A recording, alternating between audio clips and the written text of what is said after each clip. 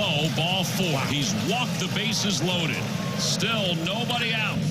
And the Cardinals will make a pitching change. They're going to have to bring in a right-hander to face a rise. Hit on the ground, over to Burleson. He's coming home for 1. They go back to first. They turn to double play. Holy cow. Another double play for the Phils. It's the 4th one that they've hit into tonight. Swing at a fly ball. Right center field. It's hit well. Pereira's going back, and he makes the catch.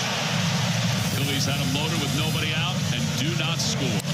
Topper over the mound, Wynn charging, has it, throws on the run in time. And the ball game is over. And the Cardinals win it by a final score of 2-0 as they induce 4 double plays off the bat of the Phillies hitters. And it's unfortunate because Christopher Sanchez was very good tonight. That's what it sounded like on the Phillies broadcast last night alongside Alex and T-Bone. I'm BK. You've got BK and Ferrario here on 101 ESPN. Boy, did I enjoy that. That was a fun one last night. You had a legit pitching duel. We went into it yesterday. We talked about it on the radio at the end of our show. Oh, boy. Christopher Sanchez versus Andre Pallante. What could possibly go wrong? Hey, I did say, at least we're going to get entertaining pitching in this type of game. Baseball's weird, man. Oof. The day before, the Phillies manager literally said postgame, I had not seen this yesterday, but I saw the video after our show. Don Mattingly was sitting in his office talking to reporters and said it's the easiest game he's ever managed because he didn't have to do anything. He literally just sat there and said, all right, we got 3 pitchers. Whenever the first one's done, we'll go to the second one. Whenever the second one's done, we'll go to the third. I could totally manage Major League Baseball. It's like I had off days for some guys. I had some pitchers. This is all I've got. I've got no impact on this game whatsoever. I bet that quote went over well. Yeah. In Philly? Yes. And they won. So that's all that mattered. And then yesterday, they didn't win despite, I guess their ace. Like Sanchez is their ace now, right? He's their top dude. Yeah. He was on the mound, and he was spectacular. That guy was awesome. And it didn't matter because the new addition for the Cardinals, I'm Everson Pereira curious at this point. That guy made an unbelievable play in center field. Look, if people could see the texts you sent, you're not curious. Hit a home run as well to extend the lead. Cardinals up 2-0. That's all they needed yesterday, Alex. They had the bases loaded, nobody out. Boy, Caleb Ferguson. Come on, buddy. Bases loaded, nobody out. Ryan Stanek comes into the game. My gosh.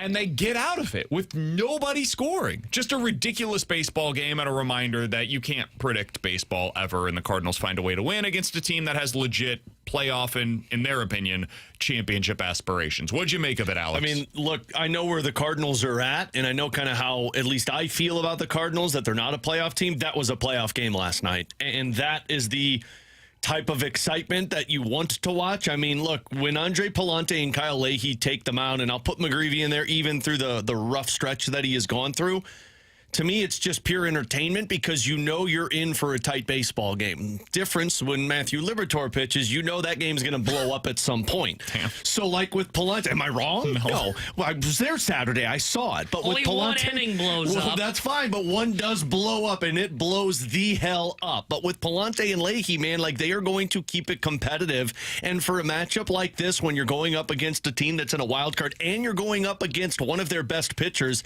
that's just the weird Cardinals. Because every time they seem to go up against a pitcher that has elite stuff, they find a way to be competitive and win that game. It's the ones like they saw the other night when you're seeing, what was it, Andrew Painter, and it's like, oh, those are the ones that don't seem to go in the Cardinals' favor. But to me, when you get contributions in a game like that from Pereira, when you're not relying on Weatherholt, Herrera, Walker, and Burleson, that's the recipe you really want to instill in the roster, to where you have a couple of guys that aren't expected to come through, but then come up with the big hit at some point. But the only way that works is if your pitching is in a really good spot. And all credit to Ryan Stanek, because that was the biggest moment of the game. And my God, I don't know how he Harry Houdini'd his way through that. But the moment that happened, you knew the game was over because the Phillies had to have been devastated in that situation. I just can't get over Pallante being this good. That's my big takeaway from last night. I wouldn't bet on it going into next year, but you know what? The guy keeps the ball on the ground. They don't barrel him up at all, and he gives you a fighting chance. Like, I felt like every inning was like, oh, guy's on first base. All right, maybe this is the inning. And then it was, oh, ground ball to short, 6-3 double play, boom, out of the inning. Mm-hmm. I mean, it's just unbelievable how good he's been and how trustworthy he's been as well, right? This isn't all right, he has like a 5-game stretch where he pitches well, and then he's bad for 5 games. No, I mean, we said it going into that start yesterday. All right, I predicted they were going to lose, but I thought that was just because Sanchez was so dominant. If you scored 2 runs in a game, typically you don't win. Well, congrats, we have an Andre Pallante that we can throw out there, and he's just going to throw up zeros and match a guy that finished second in the Cy Young last year and will probably be top 3 in the Cy Young voting again this year. It's just unbelievable what Andre Pallante's done and the way he's turned it around from last year. Where last year we were talking about kicking this guy to Kingdom Kong. 5.31 ERA last year for him. Kingdom Kong. I thought he said Kingdom Kong for a minute, and I'm like, is that Kong Island? Anyway, go on, buddy. But it's unbelievable the way that Pallante's been able to turn this thing around this season, and he was my biggest takeaway from last night. He's just really freaking good, and he's the most trustworthy starter that the Cardinals have this season. Phillies have a good offense. I think we can agree. At times we feel like they do. The Cubs have a great offense. Do we feel like the Yankees do when they took them on? Good. And not at the time. They've been bad lately, but sure, go ahead. Those 3 games, 17 2/3, he's given up 14 hits and 3 earned runs. That's the Yankees, the Cubs, and the Phillies. Where at the beginning of the season, you would have said, hey, Pallante in the end of the season, Yankees, Phillies, Cubs, what do you think? I would have assumed it would have looked like what the Brewers stat line. That's the end of his line. That's his starter. 3 innings maybe combined. Like there was no chance I would have believed it. But with Pallante, and then if you do the same with Leahy and look at some of the matchups that he's had, it's hard for me to believe that these guys are having that success, but I give them all the credit in the world, man. They put the work in, and they have found a way. They benefit from having great defense behind them. You have to say that when you talk about how they're pitching, but that's a part of their narrative, and they can succeed when you have a great defense like that. More surprising season, Andre Pallante as a starting pitcher or Jordan Walker as a position player? Jordan Walker as a position Walker's player. Position player for me. Yeah, Because really? Pallante had success in the past. Like 2 years ago, I mean, he was a solid starter. In 2022, he saved them in the first half of the season when he got moved to the rotation. And he still is a pitcher that pitches to Walker contact. looked like he sucked over the last 2 years, so I would say Walker. Yeah.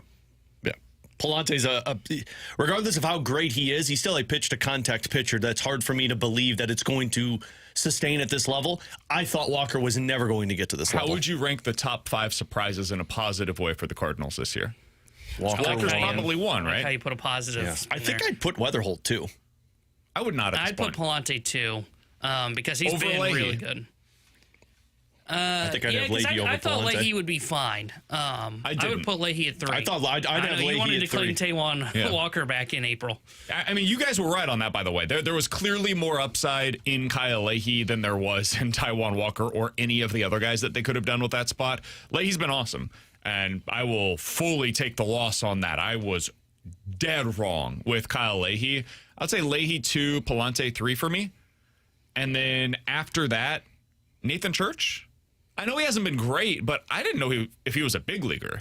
I would put Soriano ahead of him. Okay, sure. Because like when they made that trade, like I didn't get it at the time. I didn't have a problem with it because I thought this was just all right. You added a back end bullpen, like a mop up role guy in Soriano, and like he's a guy that's a high leverage reliever for him. I would put him ahead of Church, but I think Church would probably round out my top 5 for sure. And then probably J.J. Weatherholt is the next guy I would throw into the mix as well, who... I mean, if you had told me at the beginning of the year this would be his numbers, 245 average, 349 on base, 380 slug, I would have been like, yeah, that makes sense. It's a 730 OPS. His offense has not been the same since the first 6 weeks of the year. It's really just the homers and the overall raw statistics, the volume numbers, and that's in part because he's getting so many at-bats. Because he's your leadoff hitter all year long. What has surprised me is how great he is at everything else already. He's already a very good base runner. He's already an excellent defender at second. And you go back to spring training, we all had our questions about that. That guy was not this level of a defender when he got into the spring, and he's been really good in that area. So I would throw him into the mix. I've got some numbers on Pallante, Alex. You mentioned how great he's been in his last 3 starts. It's the entire season, though. You want to hear some comparisons for Cardinals at his age or younger at this point in the season? Have this list, so yes, please. List of Cardinals at Pallante's age or younger. He's 28. With an ERA as low as his, 3.5. and as many innings as he's thrown, 130, through their first 23 starts of the season. So basically, guys who had this kind of a year at his age, this point in the season, for the Cardinals over the last 20 years. Carlos Martinez did it in 2016. That was the last one to do so. It's been a decade. What? You just say 2016? 2016. Holy smokes. That checks out, actually. Lance Lynn did it in 2014 and 2015. Michael Wacha in 2015. Jaime Garcia in 2010 and 2011. And Adam Wainwright in 2009 and 2010. There have been 5 pitchers to do what we're witnessing with Andre Pallante at this age in the last 25 years in a Cardinals uniform. That speaks to, A, where their pipeline was, because this shouldn't be that rare. It shouldn't be that hard to find starters, young starters, that have success. That's basically what we're witnessing here, is just a good season by a Cardinals starter. It shouldn't be this hard. But it has been for them, and it speaks also to the level of success that Andre Pallante has had this year. What does it mean in the bigger picture, though? Because I think this is kind of the second part of the Pallante conversation, where, yeah, it's great. It's awesome that he's been good for them. And like, what does it mean? Is he now for the rotation like what, I don't know, J.J. Weatherholt is for the offense, or what Ivan Herrera is for the offense, or Alec Burleson is for the offense? No, is this something that you care about, or is he just, hey, tip of the cap, good season for Andre Pallante, and, you know, we'll sayonara. Keep on keeping on? Yeah, I think he's trade bait. I think in a normal offseason, you're trading that guy. Because we've talked a lot about all of the pitchers that they have in their minor league system. Andre Pallante, for how great of a season he is having, is going to cost you more money.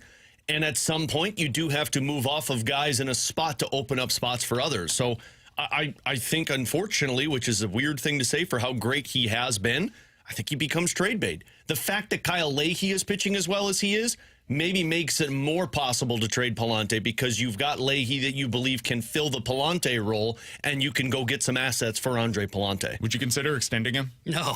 Come on, man. No. That's cute. Yeah, I'm not doing that. Really? No.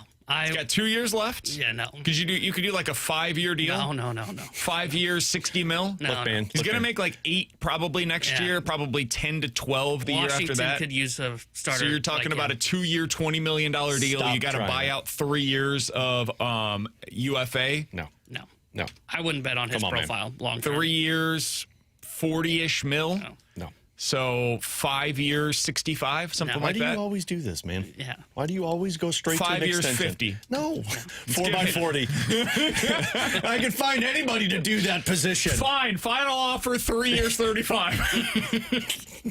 No, man. Just If you're Pallante, you'd want to do it, right? well, hell yeah, you do that. Because of the looming CBA negotiations? Also, because I don't know if my success is going to continue. Yeah, because he pitches to so much contact, I think, and look, this is more of a theory of mine than it is based on actual numbers. I think his numbers will swing more wildly than a guy that misses bats, because he has to rely on BABIP, right? I mean, you can see where starts can go awry for him, and they just pile up in a season, and then boom, next thing you know, he's back to 4.5 ERA. I would accept a contract extension if the Cardinals would offer it to me. I would hope they don't do that, because I would not think it's a smart move by the Cardinals.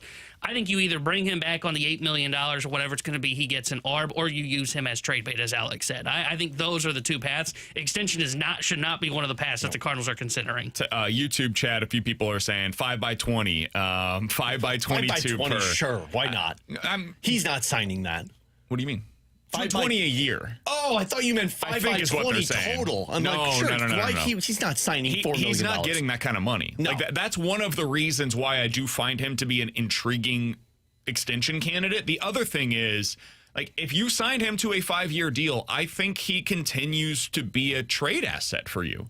If you get him at like 5 years, $60 to $65 million, somewhere in that range, I think you could still trade that deal later on. I don't think that's going to become like some kind of an issue for the Cardinals. Now, where it does get interesting is, what does that mean for the other pitchers that are currently in your system? Like, are you potentially blocking them? Do you then just like kick the can down the road? I don't know, but I think Pallante has maybe established himself more as a surefire starter for the Cardinals in 2027 than I previously would have anticipated. Like, Alex, you mentioned the trade possibility. I thought the deadline would have been an interesting spot for that. I don't know that he's a trade candidate anymore for the Cardinals. Like, I'm kind of writing him in pin for the 2027 rotation. Because if not, who's taking his spot? Truly asking. I mean, I would imagine they'd look at it as Mathews and Dobbins. But they've already got a spot. And Mathews is probably taking the spot of Liberator. It's probably a pillow contract would be my guess. Bring somebody in. Bring somebody else in. I don't feel the need to do that.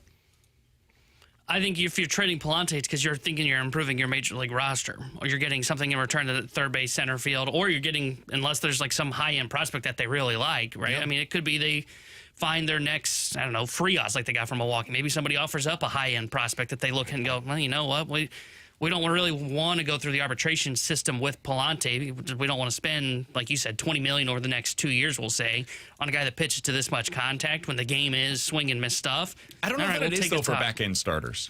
Maybe not, but I think you've got plenty of options for back-end starters, at least through their system. So why not just try and go more cost control? I think you got two of them right now on the roster.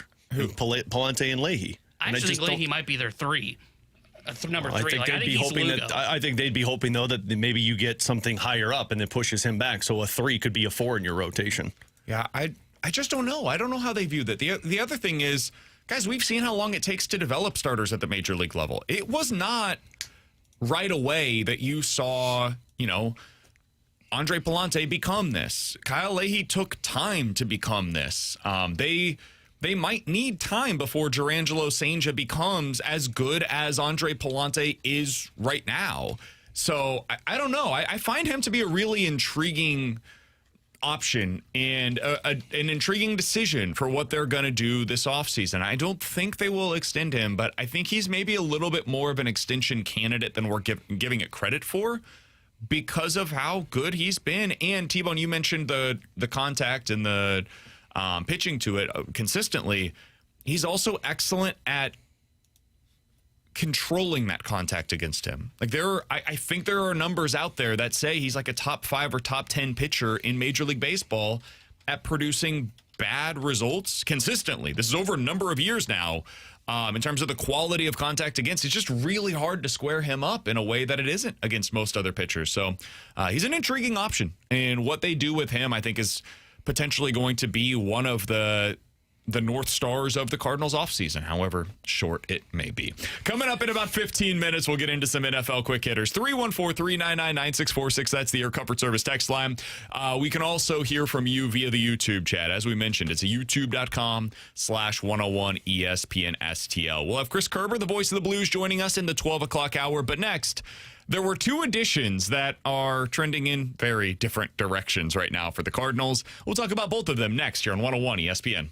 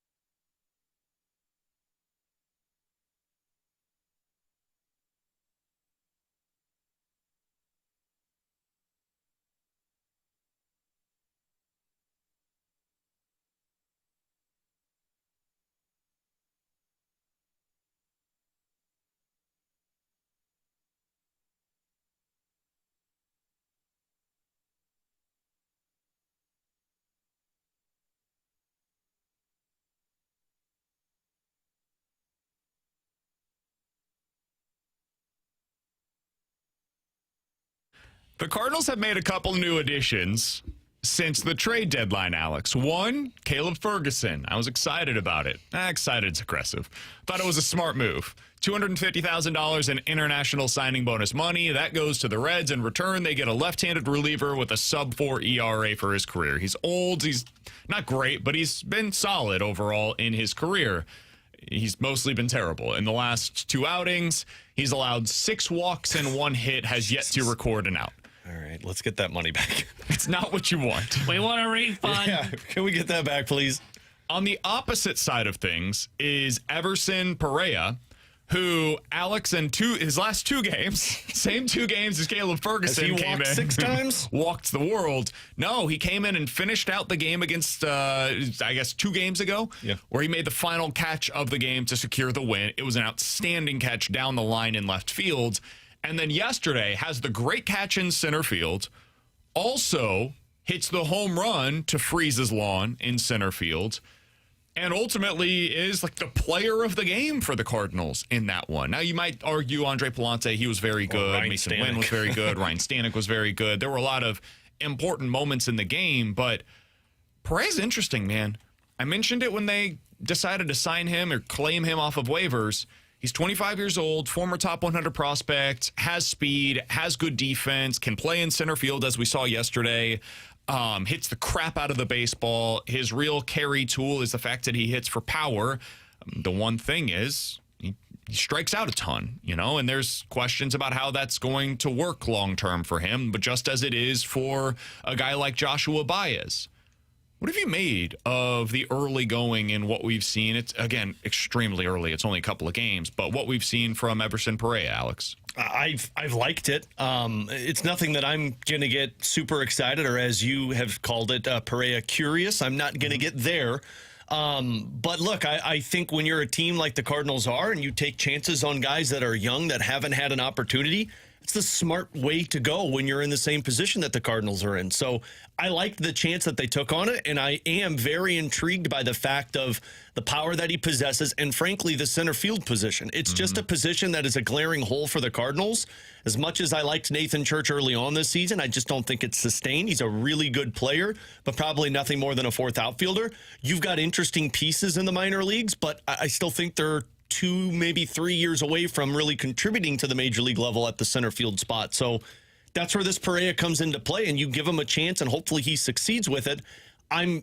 I'm more cautious with it, though, because we've done this so many times with center fielders to where it feels like they finally found something, and then it just kind of dies out after the initial excitement. But look, if you've got speed, the ability to make plays in center field, because this team in this stadium is a defensive-minded first, and if you can provide some pop deeper into the lineup, you've got an opportunity to play because you're young, and right now there's runway for guys to get that chance. Especially in center against left-handed pitching. Yeah. Right now, if they're going up against a lefty, they've been having to go to Nathan Church in center field, and now they can go to Everson Perea, who's, again, not great, but an intriguing option out there. And I think we know Church is probably not going to be a great hitter. I think you know what Church's upside is. Perea, I don't think you know yet. There's still a possibility that could be something that you look at and you say, okay, this is a guy we can plan on being out there more often. Yeah, I don't know that I would bet on Perea becoming an everyday center fielder, but I would be willing to bet on him and Church making a nice platoon.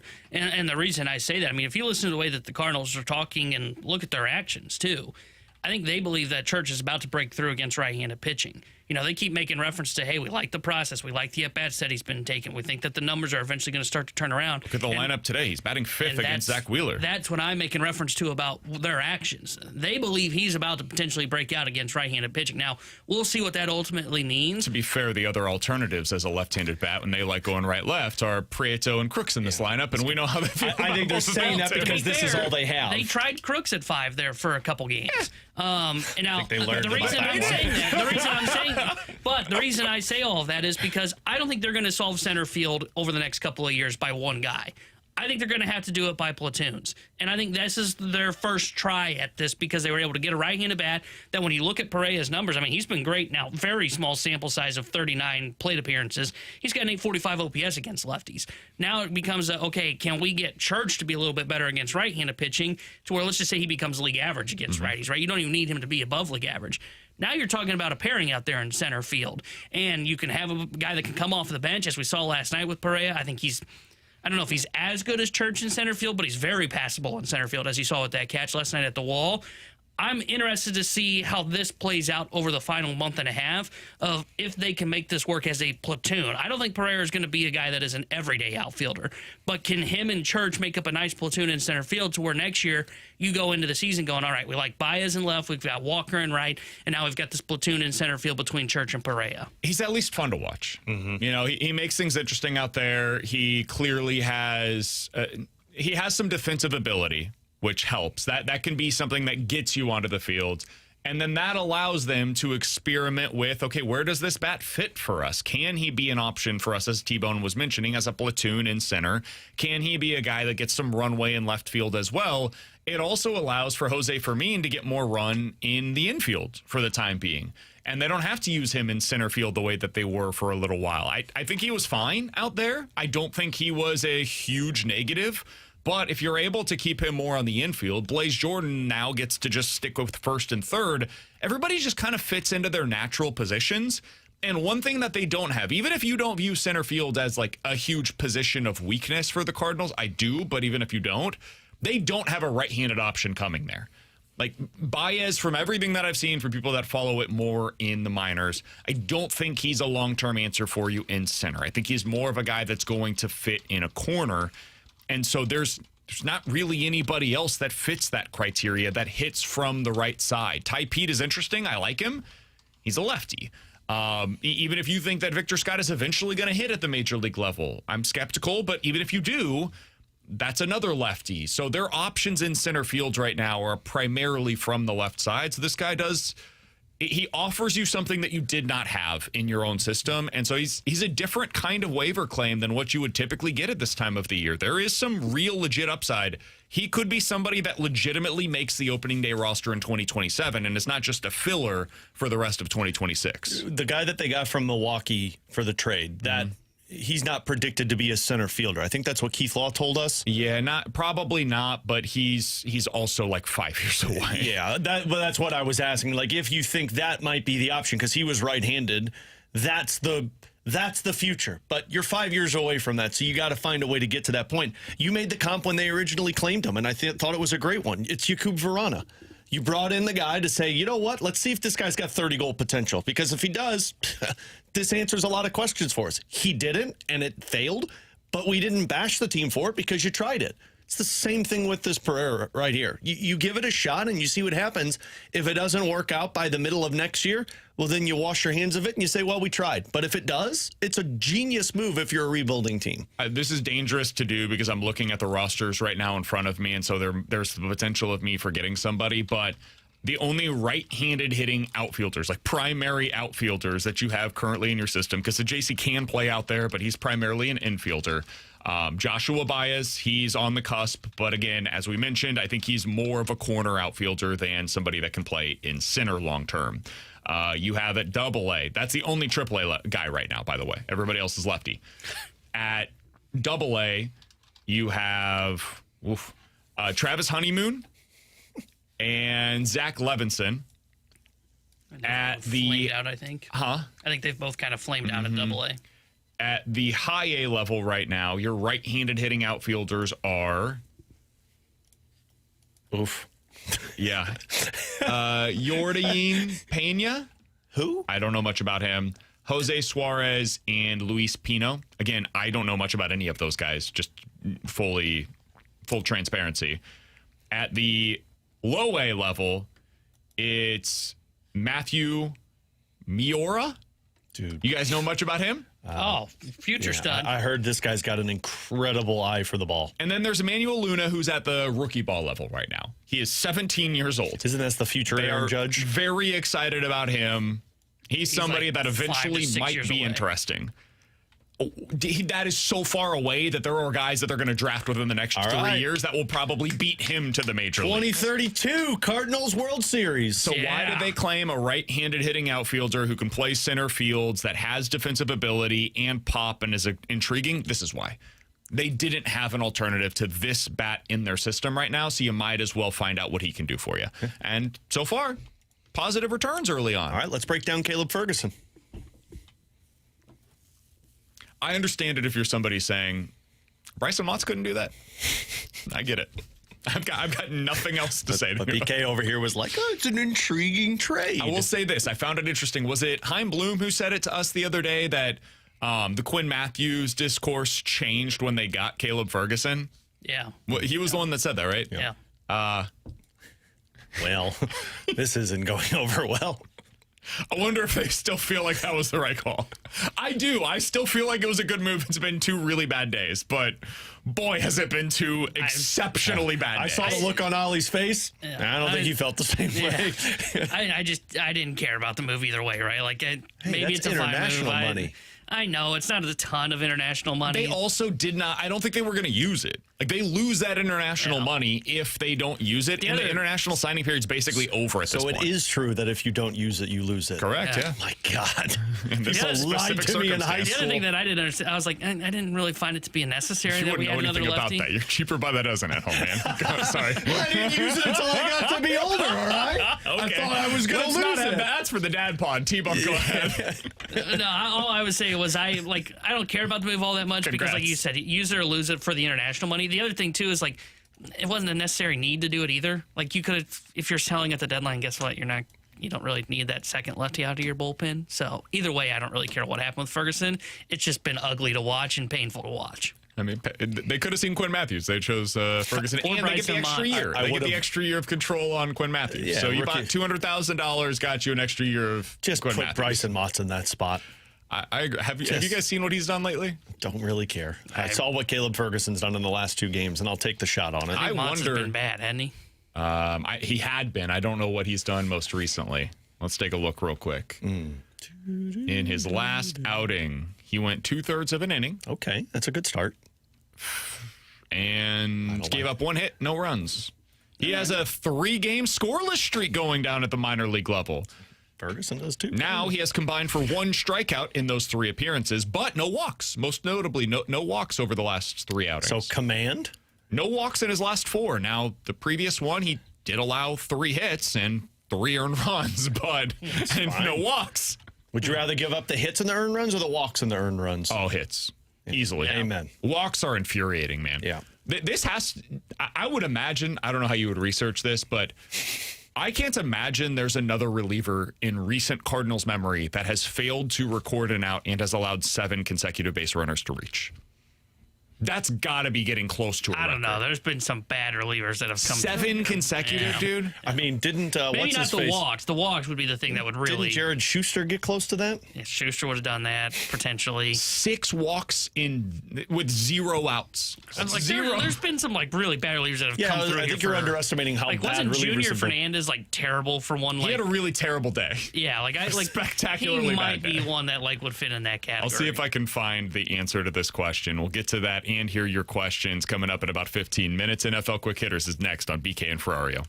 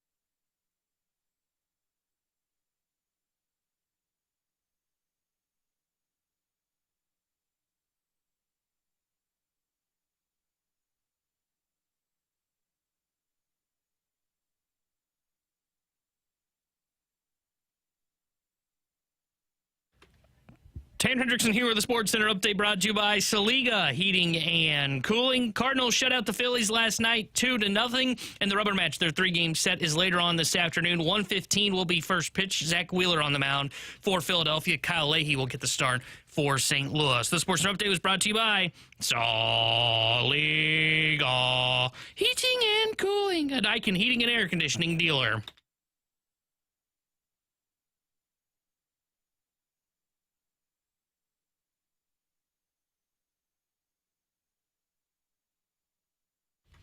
Alongside Alex and T-Bone, I'm BK. Did some quick research during the break, so had two things that I could update for you. One, Caleb Ferguson, first Cardinals pitcher in team history over any 2-game stretch to fail to record an out and have at least 6 walks. Ouch.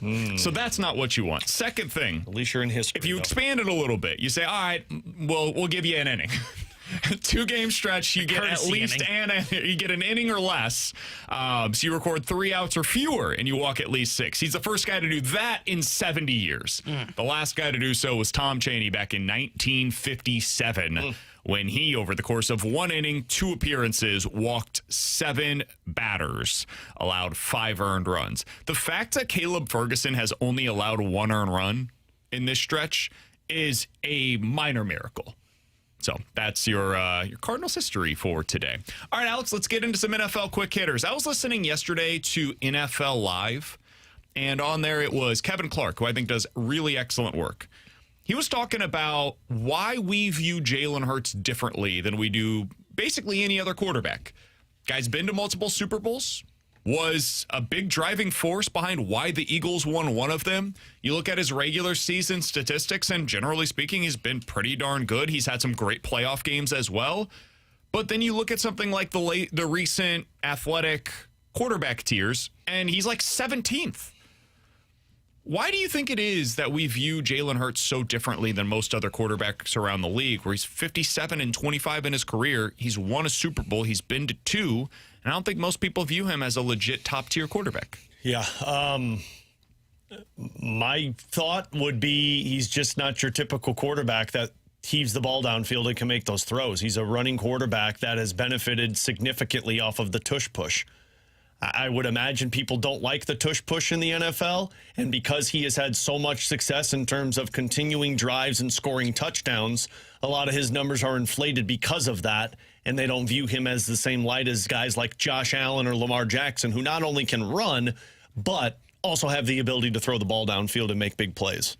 I think, now this pops to my head from their last Super Bowl appearance. I don't know so much about in the years prior as well, like in 22, I don't think they would have had this. He's not the number one reason that they are winning football games. 2 years ago, it was Saquon Barkley was the reason they were winning football games. They could run the football. You had the offensive line was the driving force of that. Sure, you had the tush push. And Hurts did play well in that Super Bowl. You know, he did have a good Super Bowl, but he wasn't the main reason that they were winning football games in the regular season. I would attribute that to their rushing game of Saquon Barkley. That's what makes it interesting, though, from like 4 years ago. I don't know that we were all going Miles Sanders. That guy's really good and the reason they're winning games. But I think that's why recent history is kind of playing a factor here of Hurts is the guy that Saquon Barkley ran like crazy. They're winning football games because of it. Saquon has a step back last year. Guess what? Jalen Hurts wasn't the guy that was able to carry him over the hump. We've done this discourse before. It's not new. This is Russell Wilson 2.0. I remember the exact same conversations with Russ where I would watch him. I'd be like, this guy's really good. His team's going to the Super Bowl. And he's a big part of why he consistently won games for the Seahawks. He'd throw for 4,000 yards seemingly every year. He didn't have an interception problem. Like, he was good on scramble drills. He threw it deep. He never had huge weapons. Like, just a really good quarterback that I think everybody would love to build around. And yet, the conversation around him was always, top 10-ish quarterback. I'd bring up the fact that I think he's a future Hall of Famer, and people, I don't know. Yeah, he won Super Bowl, and you know he's kind of in the MVP conversation. But let's be real, he's not really the reason they're winning these games. And I think now you look back on it, and people will remember Russ, justifiably or not, as a piece of a machine, not necessarily the main reason why those Seahawks teams were so successful. I think when you think those Seahawks teams, you think Legion of Boom, you think Marshawn Lynch, and then you think Russell Wilson. And I think for this era of the Eagles, again, fair or not, most people will, as T-Bone said, think about the running game. They'll think about the defensive line, and then they think about Jalen Hurts. So I think this is just the Russell Wilson conversation all over again, and we're going through the same cycle that we did with him. Yeah, and I think this would hold true for Russ when you bring him up. Like, if you were in the playoffs and in need of a drive to go down and score a touchdown, Hurts is really low on that list among active quarterbacks, and I think Russ would have been lower than you would expect on the list from that era as well, right? I mean, I disagree. I thought he was pretty clutch. I thought Russell Wilson was. see, I feel that way about Jalen Hurts. I don't feel like he could get down the field in crunch time if you need to. The irony here, man, like, he's been good in those spots. Jalen Hurts has been pretty clutch. I can think of multiple times where his team has needed him to come through, and he kind of does it more often than not. And he doesn't have like this huge turnover problem. Like some of the criticisms that I have about Lamar, I don't necessarily have those same criticisms about Jalen Hurts. And yet people view Lamar as like this special player that's top 4, top 3 quarterback in the NFL. And none of us put Jalen Hurts into that same conversation. Jalen Hurts has been a better playoff quarterback in his career than Lamar Jackson has. And I don't think any of us in this room, or definitely people listening to this show, would view him as being a better quarterback than Lamar. Yeah, and I think part of that's because, like, now you mentioned playoffs. Lamar doesn't have this in the playoffs. I've never felt Hurts could single-handedly win a football game for his team. I've felt that way about Lamar, right? I mean, he's special with his arms, special with his legs. Hurts is good with his legs. He hadn't been using them as much of years past, but that's been kind of by design. I just don't trust his arm. Like, I mean, look at, like, last year, for example. Like, they couldn't run the football, so they needed Hurts to be the guy. They need him to take the step forward and really make the passing game work. And all I saw was it not working. And then A.J. Brown was like, I want out of here. This guy's not throwing me the football. I want to leave. I don't want to be here. Now he's in New England. And that's on Jalen Hurts, you know? To a degree. I think some of that's on A.J. Brown, too, though. And some of that's on the offensive coordinator. I think that things had kind of gone stale. I would say the same thing was true of Russell Wilson. Russell Wilson became a difficult guy in Seattle, right? People didn't necessarily love playing with him. He had a very specific offense, and I think this is part of it too. Jalen Hurts runs the Jalen Hurts offense. They've had like 5 different offensive coordinators, and there are some of them have been able to unlock other elements of the offense, but a lot of it is just like he's going to do what he's going to do. And that means he's going to scramble. He's going to run all over. He's going to throw deep. He's never going to throw to the middle of the field. He just kind of does what he does. Sound familiar? That was Russell Wilson. Russ never threw to the middle of the field. He had the moon ball. It was super effective until it wasn't, and then he was just done. And that's kind of what the Jalen Hurts thing is all over again. So I think he's really good. I would love to have Jalen Hurts as my starting quarterback, not for the Chiefs, but for most teams across the league. I do think he gets a little bit underrated. But it's one of those things where, like, I think his biggest supporters would tell you he's a top 5 quarterback in the league, and they would point to the playoff success. And his biggest detractors would say that guy is not even a top half of the league quarterback. I think the truth is probably somewhere in the middle. He's probably around, like, 12th for me, somewhere in that general range. Alongside Alex and T-Bone, I'm BK. Let's dive into some NFL quick hitters. Now we'll get into questions and answers next here on 101 ESPN.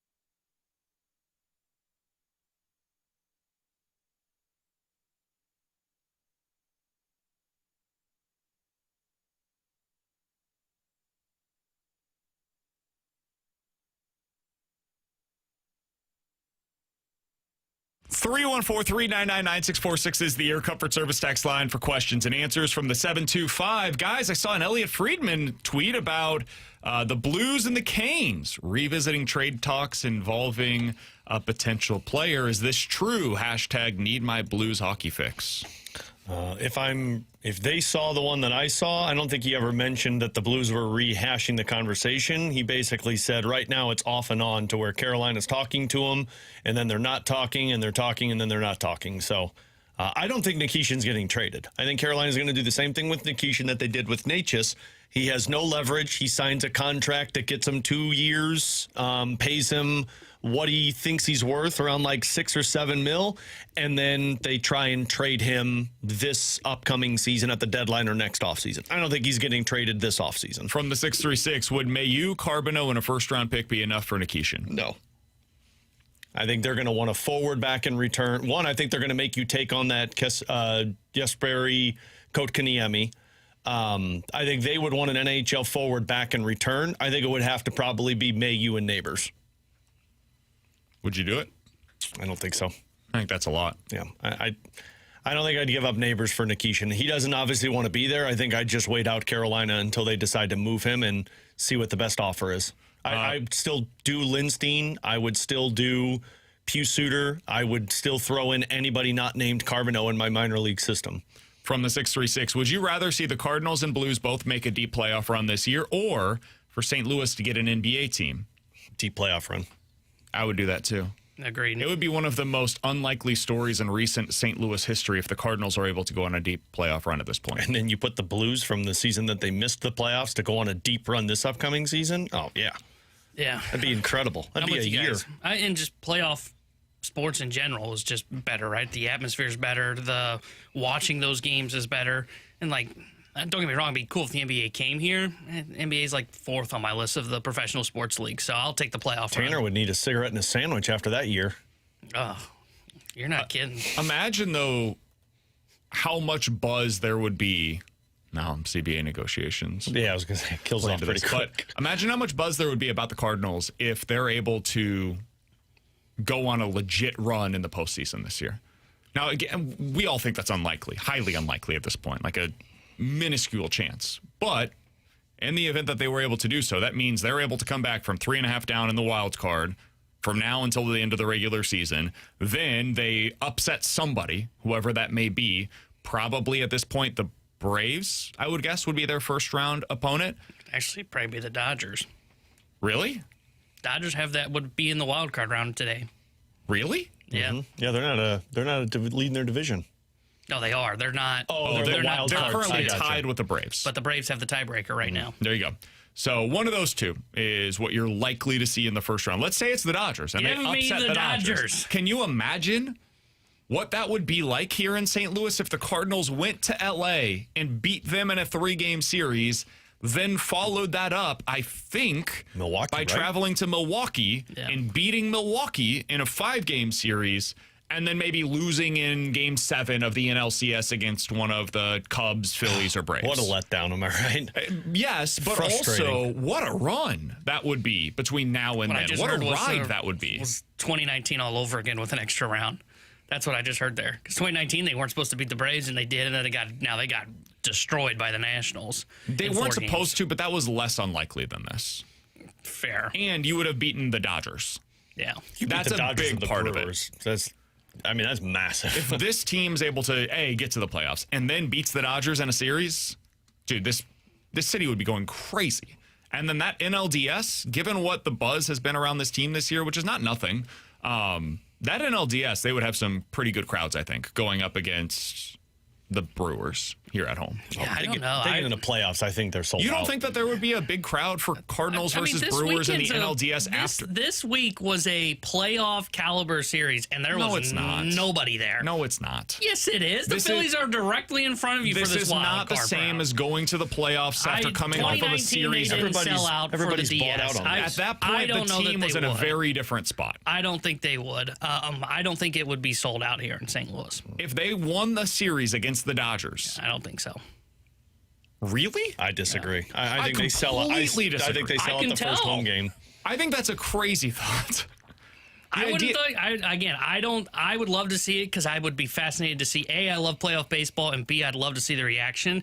I don't think that everybody's bought in, and I don't think they would sell out. I don't think everybody's bought in today, but if they were to do all of the things that we're talking about here, first they would have to go on a crazy run to finish out the year. There's no reason. Then they would have to win a 3-game series against the team that everybody right now assumes is going to win a World Series.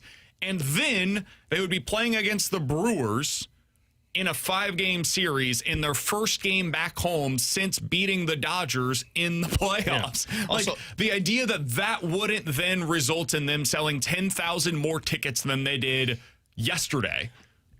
I would be shocked if they aren't able to do that. There's no reason for people to be bought in right now because they sold at the deadline and you're still out of the playoffs. 100%. Even if this is the team that's in front of you, let's also remember it's 110 degrees outside and it's the week prior to people's kids going back to school. Like, that's different than playoff baseball.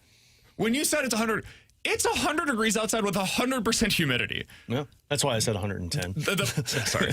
The pitcher that was on the mound a couple of days ago said, I got to call some people that have pitched here before. This is awful. I don't know how anybody I does was there this. Saturday, and I wanted to leave probably the moment we got to our seats because it was hot. So I disagree. I think in October, if there's baseball where there hasn't been playoff baseball in, 4 years, I think people flock to the stadium because it's something that they haven't seen.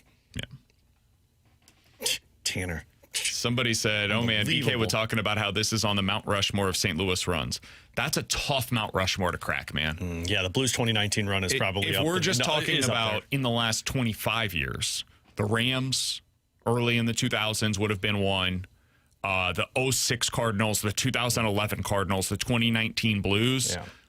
Even the 17-game winning streak from 2019? 21. You'd have to win the World Series to put yourself on that Mount Rushmore. Yeah, I mean, it's just such a hard list to crack because the recent St. Louis championships have all been surprising runs. Let's say they went on that run and did it. Who gets bumped off that Mount Rushmore of what you just said? Rams. Probably. They're not here. I think Rams get kicked But off. if you eliminate the emotional side of things and you just think about like the run that they went on, I don't think that would be the one that it would probably be the 06 one versus the 11 because it doesn't bump the Blues off. Like Detroit, they were 06 was kind of similar to this though, and that like the difference is it was injury related, but that team I think won 86 games. I don't think it takes down the 2011 because of what they did in Game 6, and it definitely doesn't bump the Blues off. So you're bumping 06. I think it would require something truly spectacular to be able to get onto that list. Yeah, it would have to be you win it in some type of memorable fashion. Yeah, you'd have to have a big time moment like David Freese in Game 6. I do think I agree with Tanner though. I think it would bump the Rams off of it versus even with the emotional side away from it. Like it's a memorable one, but I think in terms of Cardinals versus Rams, I think it would bump the Rams off of it. Now I was like a baby when it happened, but so you can correct me if I'm wrong here. Though, yes, at the beginning of the year, they lose Trent Green, Warner comes in, but by the time they get to the playoffs, they were known as a pretty good team and were probably, the favorite coming out of the NFC, if not behind, maybe Favre and the Packers or Falcons. I can't remember exactly who. Or it Vikings, wasn't so maybe. much, I mean, yes, yeah. Like, by the time you got midway through the year, you were watching them going, wow, this is something. This is special. Meanwhile, here, midway through this year, we were going, so what can we get for Dustin May? And they sold. Yeah. It was, but they were coming off of a 4-12 season. And they had lost their quarterback. Yeah. Like, think about that in today's terms. What that would be like. I can't even imagine who that would be. Like, who's the team that would potentially be that kind? I don't know, man. The Cardinals. It's just hard to fathom. Hal Reeser on our YouTube chat said, but for that to happen to win the World Series, they need Ferguson to get somebody out. Oh. True. And Herrera would have to throw somebody out at second base. True. Come on, man, they'd be the first team to win the World Series where the catcher has never thrown somebody out at second base. The Rams, prior to that, in their time here in St. Louis, had won the following number of games by year: 7, 6, 5, 4. Then 13 win the Super Bowl after their quarterback goes down. Like, it's just, boy, was that an unlikely team to be able to go on that kind of a run. My point would be, is that more, that is a surprising run, but is that more surprising than when you watch a team for half a year and realize, oh, they're not that good, and then they surprisingly turn it on?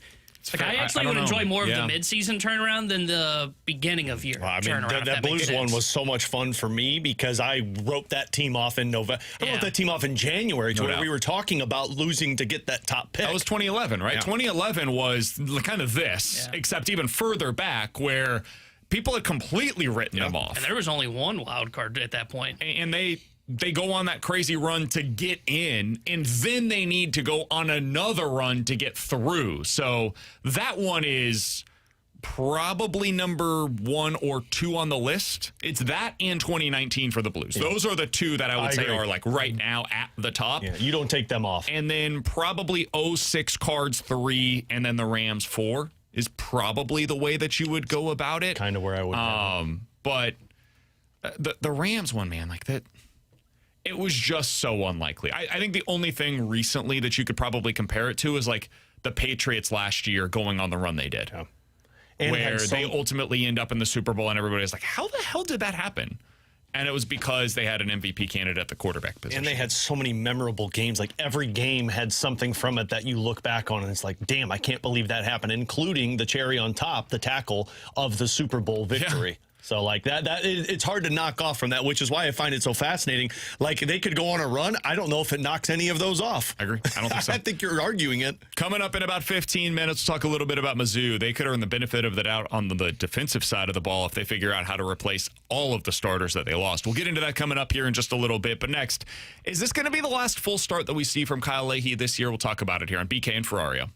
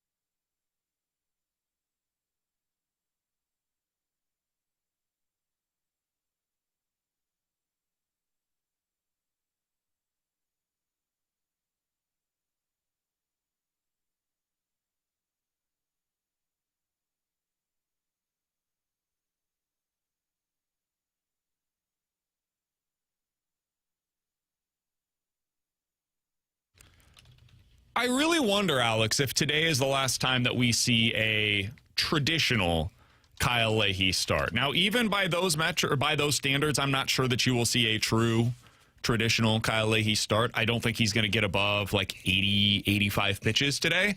They're really monitoring his innings right now. I think he's the guy right now that's like on the closest crunch from the end of the season till today. I don't know how much more they're going to want him to throw, just because you look back at his workload. Like last year for the Cardinals, he finished the season without a whole lot more innings, or with fewer innings rather, than where he's at today. 88. He was at 88 innings last year. He's at 112 already right now.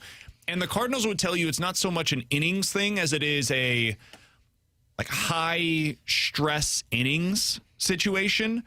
So as of today, they're monitoring this. They want to see kind of how he reacts to all of this stuff. But I think there's a chance the next time that you see Kyle Leahy, he's in more of a piggyback kind of a situation. First of all, let's start out with this. How do you feel about that? How do you feel about the Cardinals operating that way? Well, I can't criticize them, because the one thing they've done well is make sure that they keep players healthy, specifically pitchers. And anytime you're able to keep those guys healthy for the season and for seasons moving forward, I give them the benefit of doubt. It's frustrating, though. I don't want to see an innings limit for him, and maybe that's the old school in you where you just want to keep seeing him go out there. But he has been such a pleasant surprise this season that I'd like to see what he could finish as. I'd like to see, does he wear down the stretch like Matthew Liberatore did last season, to where the skepticism really set in for me. And frankly, I think if you've got a guy that could get up to 150 innings and you feel like it just has been consistent from start to finish, he becomes a guy you write in pen. So I understand it from the Cardinals' perspective, because health is probably the biggest thing that you need to make sure of, especially if you're transitioning this guy into the starting role. But, man, I hope that you get more from Kyle Leahy than this just being the last start for him. Yeah, I don't have so much a problem with it for Kyle Leahy, because I think this makes sense. He hasn't thrown this many innings in a while. He hadn't been a starter for 2+ years. So I have no issue of, hey, let's be cautious. This would be typically something you would see at the minor league level of, hey, this guy's gone. Typically, it's around 30 to 40 innings plus, where you move up from him and you decide to make that move. What happened? Alex was bored by your... My yawn kicked in. Hey, I muted my mic. Could have yawned into the mic for you. I didn't even see it. I just saw BK smirk and look at you. Alex and I looked to the left. I'm sorry. Sorry I yawned. Sorry I had a normal bodily function happen. Can't control it. Anyways, I'll try to get to the points to keep you excited. You're going to need like finger guns or something to keep your attention. I'm still going to yawn at some point. It's a laser show behind T-Bone. Fireworks going. Still going to yawn. It just happens. So I'm not upset about it. I think it makes sense to be more cautious with Kyle Leahy moving to the rotation, because again, this would be something in the minors. You'd see like a double hit guy run into innings limit, kind of calm back how he goes about his starts. The one that I find, and I'm not even saying I'd say I'm frustrated, but I would rather him be starting than piggybacking, would be Quinn Mathews if he comes up to piggyback Leahy starts. Because it's not the same, in my opinion, as going through the routine of preparing as a starter, walking out to the bullpen before the game, walking back out and getting to take them out in the first inning, and knowing, okay, I am starting this game. Meanwhile, when you piggyback, sure, you've got an idea of when you're going in, but sometimes that doesn't go to plan, right? Sometimes you have to pull Leahy. All right, our goal was 4 innings. All right, he doesn't have it today. We're going to go 3 1/3, and now Quinn Mathews comes in a game while there's runners on base potentially. I would prefer he goes more through the actual starter's routine and like takes Liberatore's spot, and then Libby becomes the guy that piggybacks with Kyle Leahy. I hope that would be the way that they would go about it, but I'm not convinced that's what they're going to do. I'm with you. I think there's a real chance, like when Quinn Mathews comes up, I think the next time we see him, it'll be for that doubleheader. Okay. And I think he'll start that game. After that, I think he'll probably be up for the remainder of the season. And my guess is you'll see him piggybacking with Kyle Leahy. Now, that could be something where he gets the start, Leahy comes in after him, and Leahy has like a prescribed, hey, he starts the clean inning, and then he gets 2 to 3 innings after that. And that's the way they get him his work the remainder of the season. I could see that scenario, but I think there is a real chance that Kyle Leahy he's earned the start. He goes in, he gets as many outs as he can, probably gives you 2 to 3 innings. And then Quinn Mathews comes in afterwards. I think there's a pretty decent shot of that. So that way they don't have to go completely fry their bullpen on those days, and I don't think there's another option for you if you go about it this way. Like, is there somebody else that could take up those bulk innings? Well, not somebody that would be effective in doing it. Schuster could come up here and do it. I mean, I'm kind of being serious. I know that sounded like a joke, Or Libby, you could flip Libby into the bullpen, give him those innings, and give Quinn Mathews the spot in the rotation that Libby has. But outside of that, though, you don't have anybody else at AAA that would, like, I think they would prefer to keep Molina, Sainja down there at AAA to continue Jerpy, and Jerpy another one. Keep them down there and continue to start. That would be great. I think they want them to continue to get more innings at AAA and continue their development before they get up here. Especially for Jerpy, who's been injured most of this season. I would love to see him get an opportunity, though. Calm down over there. We're talking about keeping guys healthy, and you're going to just throw him into this role? Opposing hitters are like 1 for 31 lefties against him since his return. What are the righties doing? Lefties are 1 for 31 against Cooper Jerpy. What a starting pitcher. Hell of a lot of fun to watch so far. What a starting pitcher. This Leahy experience has been so much better than I expected it to be, guys. I mean, he in his last 15 starts, he's gone 78 innings. What do you think his ERA is over that span? His last 15 starts. I meant like 3. 2.6. That's crazy. They are, in his starts, somehow 6-9, despite the fact that he has a 2.65 ERA. Man, they had so many chances to be able to get better off. When your offense went silent. No doubt. It definitely was. Have you looked at his Baseball Savant page, T-Bone? Not in a while. Last time I looked, it was very blue. And for anybody that's unfamiliar with this, just to kind of describe it. Blue bad. Baseball Savant breaks down some of your batted ball metrics. It breaks down how often you get swing and miss, strikeout rates, all of these different things, right? And they're metrics, and this is not the gospel. There are guys that outperform their underlying numbers consistently. And when you have a pitcher like that, it's a rarity, but it does happen, and you have to look at the why. Why is this working better than you would expect it to based upon the underlying numbers? And there are some hitters that could win that way as well, right? They don't hit the ball particularly hard. Nolan Arenado was never a Baseball Savant darling. He was not a guy, especially here with the Cardinals, where he hit the ball hard consistently. He did one thing really well. He hit it in the air, pull side for power. And when you do that over time, you're able to maximize your swing. So the reason I bring this up as it pertains to Kyle Leahy, his numbers, his underlying numbers are pretty awful this season. Expected batting average against is 280. Expected ERA on the season is 5.2. He consistently gets hit really hard. Exit velocity is bottom 5th percentile in all of Major League Baseball.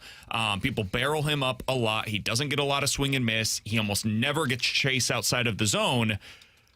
He just gets a lot of ground balls, and he doesn't walk anybody.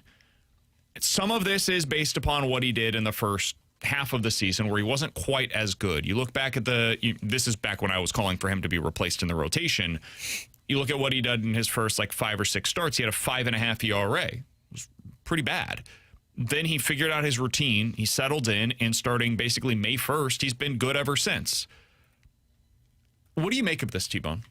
What do you make of the underlying numbers not matching what we have seen with our eyes? Because I would say this is one of those scenarios where I don't really care what the underlying numbers say. I watched it, and it looked legitimate to me, but I am somebody that trusts the numbers, generally speaking, and I don't know, man. This says something. Yeah, I think he's got the upside of being like that swing number 3 guy that you talk about, where there are starts where he may not be great, but then he also equals that out with starts where he can strike out like 8 guys like he did against Colorado. And I think the reason that I want to buy more into him than I would now it's different because he's got more red on his Baseball Savant page, Andre Pallante. 1, the strikeout numbers are a little bit better for Kyle Leahy, but 2, I think the thing that allows him to avoid these numbers here on the Baseball Savant page and become the guy that is not the analytics starring but ends up going against them, he throws 6 different pitches. Yeah. You know, at one point, he was one of, I think it was 5 starters in Major League Baseball. Him and McGreevy. By the way, McGreevy, another one that isn't very well regarded when you look under the hood on Baseball Savant. There is a lot of blue on his page. But at one point this season, those 2 guys were one of 5 starters in baseball that threw 6 different pitches 10% of the time. Wow. And I think that helps play into the success of Kyle Leahy and of Michael McGreevy. Now, I would bet a little bit more on Leahy because he's got better strikeout stuff. But, that's what Seth Lugo was. It wasn't so much that the stuff is overpowering. I wouldn't say there's a pitch that I watch Kyle Leahy and go, wow, that thing is sexy. No, I agree. They're all just solid. It's off balance. And, like, you play the game when Leahy starts today, if you're at home watching the game, play the game and guess what pitch is coming. Like, good luck. I mean, there's 6 of them. And if you're a batter and you guess wrong, okay, well, now you're a little bit off stride in your swing. And he sequences things differently every time he goes through the order, which is, I think, the thing he's learning as well with his battery mate is, all right, I've got 6 different pitches. Let's just sequence these things differently. That's why I would bet on him defying what these numbers would tell you on Baseball Savant, is that he just throws everything and it's at 10% of the time. It's just hard to try and figure out what he's going to do. Meanwhile, like Pallante, for example, he throws 4 pitches 10% of the time or more. So that's 2 extra pitches you've got to worry about with Kyle Leahy. Pallante every now and then will throw in a splitter, but when you only throw that 2% of the time, which is where he's at, you can basically just write off that pitch, and if he throws it, whatever. Kyle Leahy, good luck. I mean, he throws all 6 of them. I guess the question that I'd have is how long until the other side squares up on that and starts to predict it a little bit more. It's a fair That's question. the thing. I don't know if you sequence it well enough. I don't know that you can. Now you could probably say I'm going to look for his fastball, but when he's throwing everything at like 20% clip, essentially, all right, well, that means I get like 1 pitch maybe to hit an at bat if I get that pitch. And that's why I think it's different. I think these guys that do this, like Seth Lugo did, they don't have to have overwhelming stuff. They can do just enough to keep the batters off balance, and that's why they have success. And some of these guys will have, like, for the opposite handedness, they'll have, a couple of pitches, but for their same side, they'll have 5 or 6, right? There are some pitchers that it really gets whittled down when you get a lefty up for a guy like Kyle Leahy, where he's a right-handed pitcher. For Leahy, he's got 4 that he legitimately uses all of them a lot, even against lefties. And 5 versus righties. Yeah, so he's got a little bit of something for everybody, no matter what handedness is coming up to the plate. And so that's another piece of this that I think plays into his favor. I was just looking up, like, location. There are some numbers now that can, based upon their model, tell you how good you are at locating your stuff. Second in all of Major League Baseball this year is Michael McGreevy. Now, it's worth noting, number 1 is Justin Wroblewski, who does not have big-time swing and miss stuff, but has been spectacular this year, and his stuff doesn't play all that well. George Kirby is tied with Michael McGreevy for the second best location in Major League Baseball this season. That might have something to do with it. He's not getting swing and miss, but he's dotting it up so well that it's throwing guys off. And then down at 25, tied with Emerson Hancock, is Kyle Leahy, where he is a top 25 pitcher when it comes to locating his stuff out of 95 that are qualified in Major League Baseball. If you're going to be somebody that pitches this way, you better have excellent command. And so far this year, we've seen that out of both Kyle Leahy and out of Michael McGreevy. Kyle Leahy's stuff compares very similarly to a guy like Ranger Suarez. For those wondering, another guy who kind of fits this type of mix is Nathan Eovaldi, who we've seen even in the playoffs, despite not having overwhelming stuff. He's a guy that even has his stuff play up when we get to the postseason. So keep that in mind as we continue to evaluate what the Cardinals have in their rotation and what Kyle Leahy can be for them long-term as a starter. Coming up here in just a little bit, we're going to talk to Chris Kerber, voice of the Blues, here on 101 ESPN.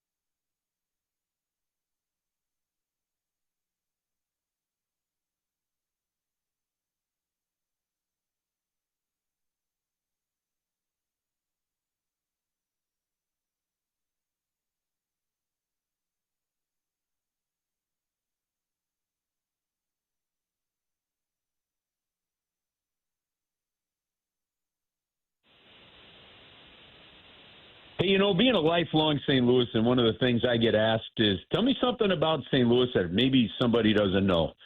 And the one thing that I can tell them with confidence is just the charitable aspect of our city, of our region, how generous the people are, how committed the companies are. Well, Classic Air Care is one of those kind of companies. It's why I'm proud to work with them. It's why I'm proud to have them come service my house. And they want to give a free heating and cooling unit to a local hero. It's a combination that they're doing. They're working with Lennox and Classic Air Care to make sure and to Feel the Love is their program, and they are trying to make sure that people are ready for the summer and the winter, and they're giving back to the community. So how do you do it?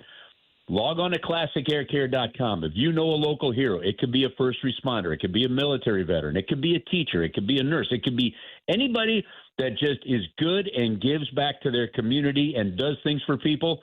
You can help them feel the love, and you can set them up with a brand new air conditioning and heating unit from Classic Air Care and Lennox by nominating them in the Feel the Love program. It's one of the great things about this area. It's one of the great things about Classic Air Care.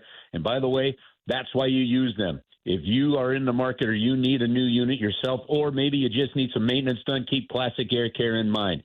They give back to the community. They're that good, and the service is that excellent. It's classicaircare.com. Log on and nominate somebody today.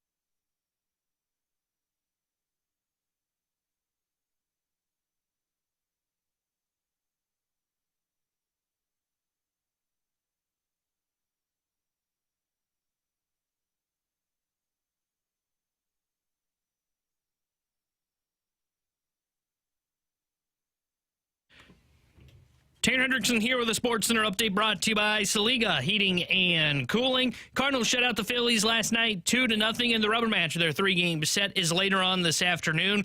1:15 first pitch. Zach Wheeler on the mound for Philadelphia. Kyle Leahy will get the start for St. Louis. The Sports Center update was brought to you by Saliga Heating and Cooling, an Icon Heating and Air Conditioning dealer.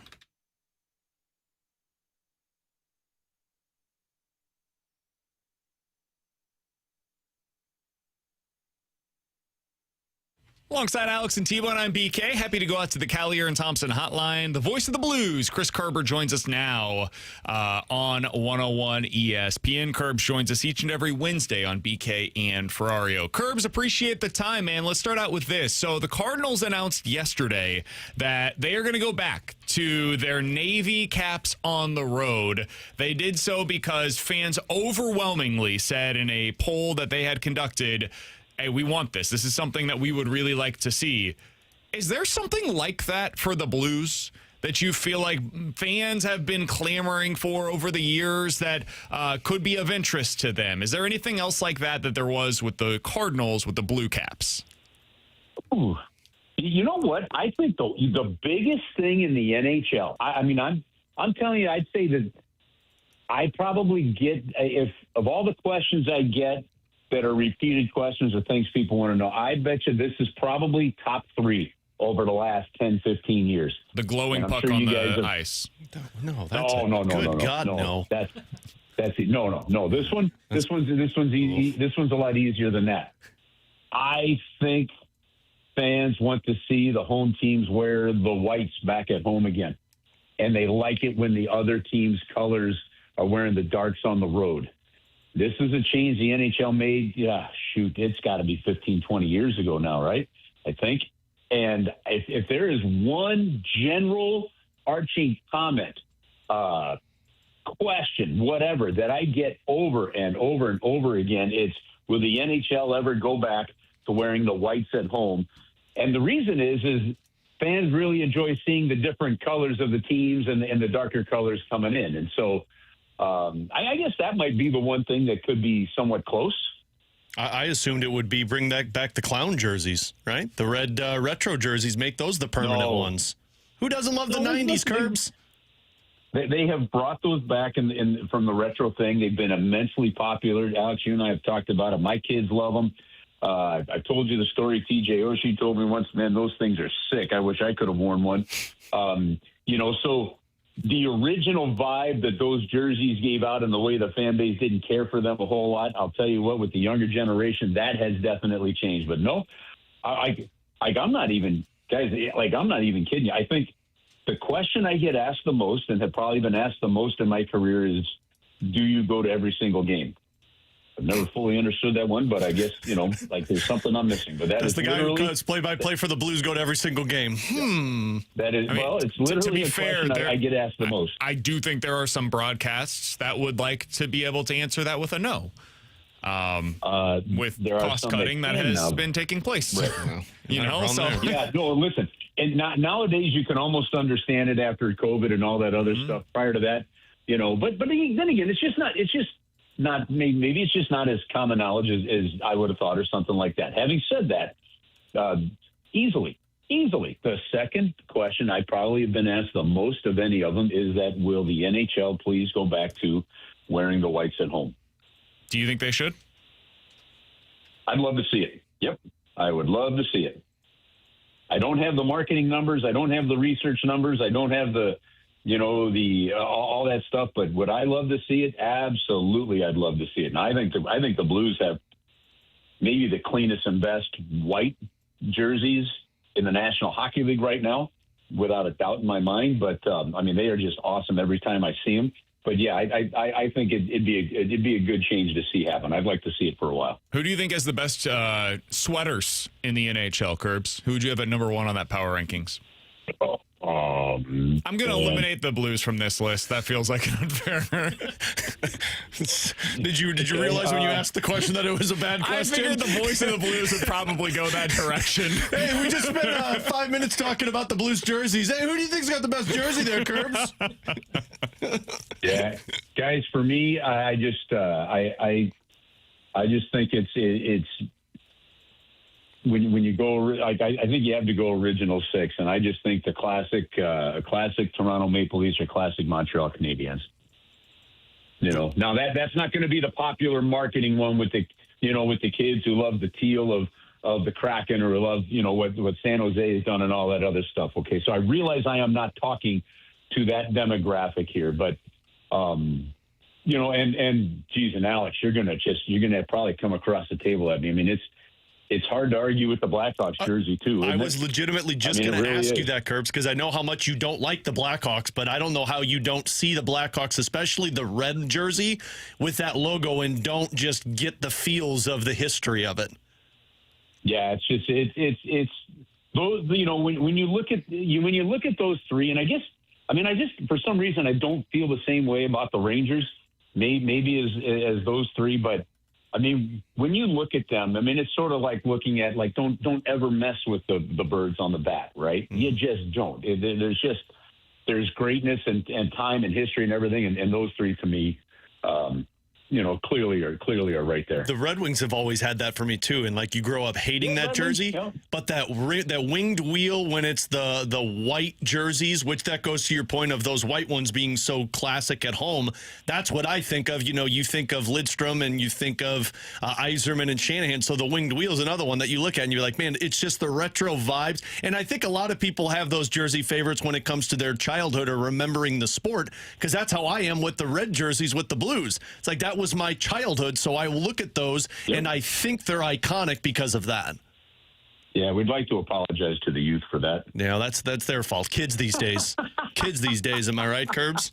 Hey, Curbs, on the hockey side of it, we talked about this yesterday. We don't have to talk about anything. You don't want to go into hockey? Okay, cool. I was just going to ask a trade question, but we know where that's going. No, we talked, Daily Faceoff put out kind of their prospect rankings, Curbs, and when you look at how many wingers the Blues have on this roster right now, and then when you look at the guys that are in the system, like Carbonneau and Stenberg, and some of these others that are going to be pushing for roster spots, do you think this team's going to get to the point where they're going to have to make more decisions like they did with Bolduc or Kyrou and say, hey, we're going to have to decide if some of these guys stick within our roster or if we trade them to go get assets to help our team elsewhere? They 100% will have to. And I think as a fan, you have to hope that happens. Because if that happens, then that means that some of these other prospects are turning into really good players. Now, what fascinating, like if I go to try to look into my crystal ball and say, where are we 5 years from now? How many of these guys are here 5 years from now? I see a roster of, say, 6 or 7 of these guys, and in the end, the rest has been rounded out with other ways. Like I just, having 12, 13 of your own draft picks, on a team to win a Stanley Cup just doesn't seem to be the way things are done anymore, does it? Or, but yeah, because look, there are a couple of things are going to happen. Number one, if some of them are as good as they are, you're going to have to figure out how to fit them under the cap. Number two, it's just a matter of, when you make the plunge to speed something up. And the bottom line is they set themselves up really well right now. They've got really good prospects. At least they think they do, right?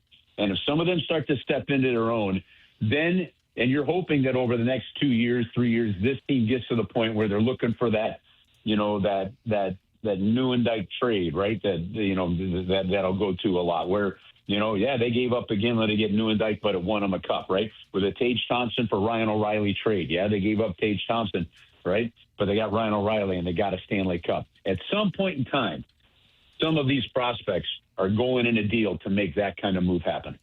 Curbs, last question that I've got for you today. It's something that we've discussed a little bit on air over the last, 2 weeks or so on the station. The Portland Trailblazers are going through quite a time right now and trying to figure out what they're going to do with the arena. They've got new ownership up there, and the new owner is Tom Dundon. You probably are familiar with his work with the Carolina Hurricanes. He does things a very specific kind of way, and it bothers some people, and it's not going super well in Portland when it comes to their arena. The reason I'm bringing this up with you is because we've talked about, hey, in the event that they were to relocate, which seems low probability, but if they were, St. Louis is probably one of the markets that would at least be in the conversation because they already have an arena built. I'm not asking you to speak for the Blues, Curbs, because I know you wouldn't want to do so. But just from your perspective, do you think it's something that could work with both the Blues and an NBA team playing out of Enterprise? I do. Yeah, I do think it could work. I think, there's what you find when we look at if you guys have done this, like you've worked with different companies around town in the field that you're in, right? Okay. Not, companies don't want to put all their eggs in one basket, and I think the Blues have earned the great support, and there's more to earn. But I do think that there's more out there, and we clearly saw that when the Rams were here. It was the NFL, and the NBA is a massive brand as well, right? And it clearly showed that you could work with the NFL and the NHL in town. And I've said this, and you're right. I like from a Blues standpoint. This is not a conversation I've had with anybody, or any way. So this is not like, I'm reading tea leaves and trying to come up with, a scenario for you guys. This is just my opinion. I just think, you know how much I love this city. You know how much I love my hometown. I think anything like that helps grow the awareness and really how great of a region and area this place really is important and good. So if something were to happen and that were to come, into a possibility, I would hope that the city would really welcome it, and I'll tell you what, it would be wild though, wouldn't it, to go back from just having one winter team now with city schedule and then to all of a sudden have 3 winter teams. So does present certain challenges. I'm sure it's going to if it did. And, the one thing I don't want to – I'll tell you the one thing I don't want to see, BK. I don't want to see St. Louis used as a pawn. Like, if it's legit and it's serious, that's one thing. To be a pawn again, like we were used by the NFL to do that, before anything goes down the road, they better make sure that, like, the interest is legit and real and something's really possible. But, to my knowledge, I don't even think phone calls have been made along those lines yet, at least that I know of. And, we'll see. It's a story worth following. I know David Amilati over at KMOV, did some nice reporting on it and asking some questions. That helps fuel it, and we'll see where it goes. But I am for things that continue to grow our city, grow our region, and make this place as good as we know it can be. Chris Kerber is the voice of the Blues. He joins us each and every week on BK and Ferrario. We are getting closer to the start of the NHL season, and we are excited for Kerbs to be along with us for the ride this year. Kerbs, appreciate the time, man. We'll talk with you again next week. Okay, guys. Have an awesome week. See you, Kerbs. It's Chris Kerber, voice of the Blues, joining us here on 101 ESPN from Rambo on the text line. Boston does it. They do it really well. You can have an NHL and NBA game on the same day, potentially even. You can. It's going to be rough. Scheduling gets a little difficult, but yes, you can do it. There are a number of arenas across the country that have both an NBA and NHL team. This would not be unique to St. Louis. The majority of places that have both NHL and NBA, they play in the same arena. Mm-hmm. There's no reason to have two separate arenas for those two teams. And again, most of the cities, I think Minnesota is one of the exceptions to this rule, but the vast majority of them, they play at the same spot. It's just a matter of, making it work scheduling-wise with the actual dates, and then figuring it out logistically with the money. Yeah. I mean, that's the big thing is corporate dollars. Is there enough to go around for City, the Blues, and the Cardinals? And if those three organizations say, we don't think there is, would they potentially block the ability for the NBA to expand here in St. Louis, or try to do everything in their power to make it difficult for them to do so? And if that happened, the NBA would probably just look at a different market. Yeah, I was going to say, and that's where I think the real hiccup comes into play, because the NBA is going to look at it and say, is this the most profitable for us? And the support will be there. The advertising dollars and how much of the pie is there to go around is where I think they'll look at it and say, let's find a different market that we are going to be the number one winter sport, or at least the number two winter sport in that market. By the way, somebody on the text line said the original Sabres jerseys are great as well. Sabres would be up there for me. That's the black and red one, right? I love their current ones. I don't like their current ones. Really? Yeah. If they need to go back, and I don't like the Coyotes aren't here anymore, but when the Coyotes were here, I didn't like that new look. They needed to go back to that old school red and like Keith Tkachuk era Coyotes. But no, yeah, I like the Sabres, Dominik Hasek, Ryan Miller, Buffalo Sabres. I don't like this new one. I prefer this one. I like the blue and yellow. Yep. Now, maybe it's just because I think it looks like the Blues. But I really do like this set of jerseys for them. The uniforms overall. I don't like the Senators one either. I think the Senators need to go back to the old school one that they used to have. I'm trying to think Montreal, Kerber mentioned it, but that's probably number one for me. He mentioned Rangers that's an iconic logo, an original 16. That's just too busy for me. I've never really liked the Rangers jersey or their looks. I like both Pittsburgh and Boston. Agreed. Yes. Pittsburgh's is really good. Boston's I also really like good. Calgary's. I love it or not? I do. Yeah. I like the white with that red sea flame. See, I kind of like the older Calgary one to where it's what they had like in the Al McInnes. But either way, like Minnesota's is the one that I think I hate the most. They are one of the teams that I love actually their logo, not their jersey. I hate their logo and I hate their colors. It looks like the Subway. I like the Flames jerseys. I like the fact that they wear red at home. Because at that arena, it pops. It pops. It feels weird that there is a team called the Flames wearing all red on ice. And it just, I don't know, something about that for me, it works. And when they were in the playoffs, when it was, Tkachuk and Gaudreau, and they were having the success, that was something that I enjoyed seeing. I still think, with the exception of the Blues, because the homer in me always goes to that, but I do think it's a great logo. I think the Blackhawks, the Sharks, and the Red Wings are the three for me that anytime you put it in front of me, I'm going to love the look of it. I love the logo. I love the color scheme. It's basic, but it pops. Alongside Alex and T-Bone, I'm BK. You've got BK and Ferrario here on 101 ESPN. Coming up here in about 10 minutes, are the Cardinals still incentivized at this point to call up Joshua Baez sooner rather than later? We'll get into that conversation soon. The junk drawer is next here on 101 ESPN.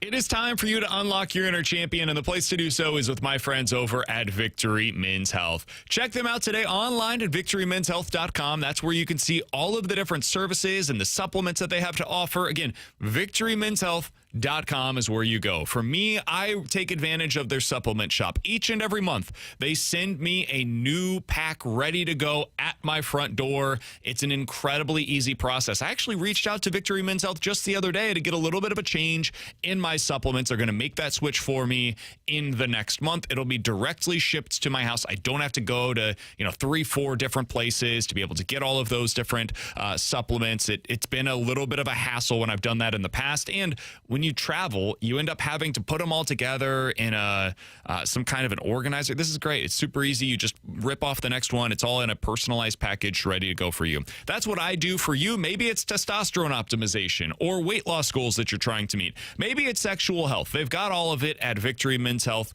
today. Check them out online, victorymenshealth.com. That's victorymenshealth.com.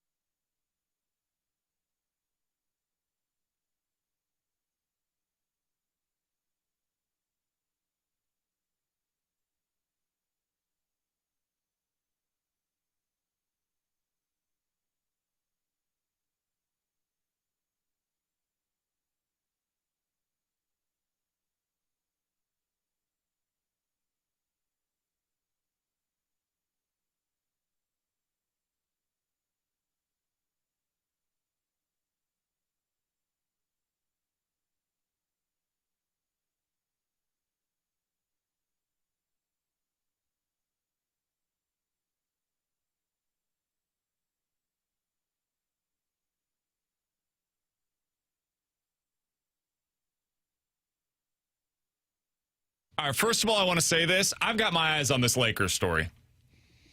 I'm waiting for the Pablo Torre finds out investigation. Oh, boy. Because there's going to be something that comes out about this, because this is weird. The Lakers were just sold to the guy that owns the Dodgers a year ago. He just sold them for $12 billion today. By the way, Dodgers, you all right? Everything going to be okay over there? What's going on? They're leaking money. I'm not saying that, but the fact that this guy sold this team in 1 year, and the guys that bought it were the guys that were supposedly the front runners for the Vegas organization until, I don't know, like 3 days ago. It's all really weird, and it smells of something. I don't know what exactly it is, but I can't wait for Pablo Torre to find out. Okay, the thing that I actually wanted to talk about here, though. He's always got to slide those in, doesn't he? What? Why'd you bring it up, Brandon? Yeah. I truly find it fascinating. You should say this for your politics podcast. Oh, I'm not even talking about politics. Like, ownership in sports is fascinating to me because, I mean, we are now at a place where, dude, there's like 20 people in America that can afford to buy these teams. Oh, well, that's true.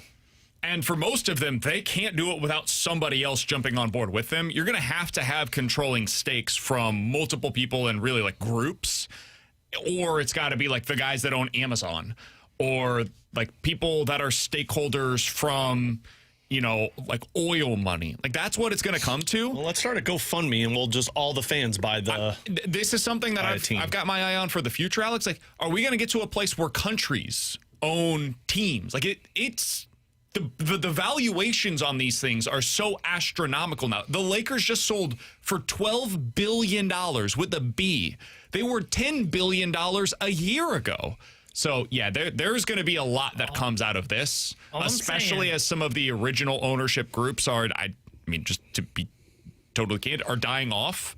Like, I will be very curious to see where that goes. Here's the whole separate conversation since you asked about it. You didn't bring up the Yankees equity share being sold. There's also I found it interesting that a couple $1 billion got brought up. Here's the hope in Italy buys somebody worth watching. I mean, I don't know what their money situation Probably is not currently, great. but Probably not great, but you know what? If they can afford somebody. That is for the politics pot. Let's get into it. Okay, T-Bone, I think there's a new job that I can get for you. Oh, good. Firing them already? The Department of Transportation announced recently, I promise this is not a political stance, a recruiting program in April to employ fans of computer games to safeguard U.S. aviation. Now, as you guys know, because I brought it up on the air, there's been some stuff when it comes to the aviation traffic controllers, right? We're low on traffic controllers. This has been a problem for a really long time, but especially lately. There are now 2,000 people that have been hired that are part of this. They were video gamers that are now going to be air traffic controllers, and that was part of the recruiting pitch. So, T-Bone, when you're gaming with the boys, when you're actually improving your resume to become a future aviation controller. I wonder, now that you say that, I wonder what game it was that most of those people were playing then. Because surely COD was not the answer to that they have question. aviation like simulators that you do. The recruitment video from April showed scenes from games, including Fortnite and an American football title, and proclaimed, "You've been training for this, ... So I'm surprised Fortnite made that list. I've never played Fortnite, so I have no idea. I did way back when it was popular. Like when I was in high school, I played it a lot. I'm surprised that would be anything. The best and the brightest. Apparently. Yeah, okay, I could do it. I could do that. As long as we get rid of floppy disk, because that's what they're doing now. I know nothing about floppy disk, so if we're going to move this more to actual computers, I got a chance. I could be guiding it. Whenever your wife asks you, I'm a big fan of floppy disks. Why you're wondering? Why are you playing video games so much lately? You can say, I'm training for my backup plan. You never know in this industry what's going to come your way. I don't. And you're training. I play solo video games because I suck at those types of video games, so I don't think I'd qualify for this. This is the equivalent of going back to college and getting a second degree just in the event that, anything were to happen. Yeah. All right. We can do it. If I got Tanner controlling aviation, I've no more flying for me. This is T-Bone speaking. You are clear for takeoff. And then all of a sudden a plane whizzes by and BK's like, this is why I don't fly. That's why I'm done on flying when that's the case. Alongside Alex and T-Bone, I'm BK. More likely to happen in 15 minutes. But next, are the Cardinals still incentivized to the same degree to call up Joshua Baez? We'll talk about that next here on 101 ESPN.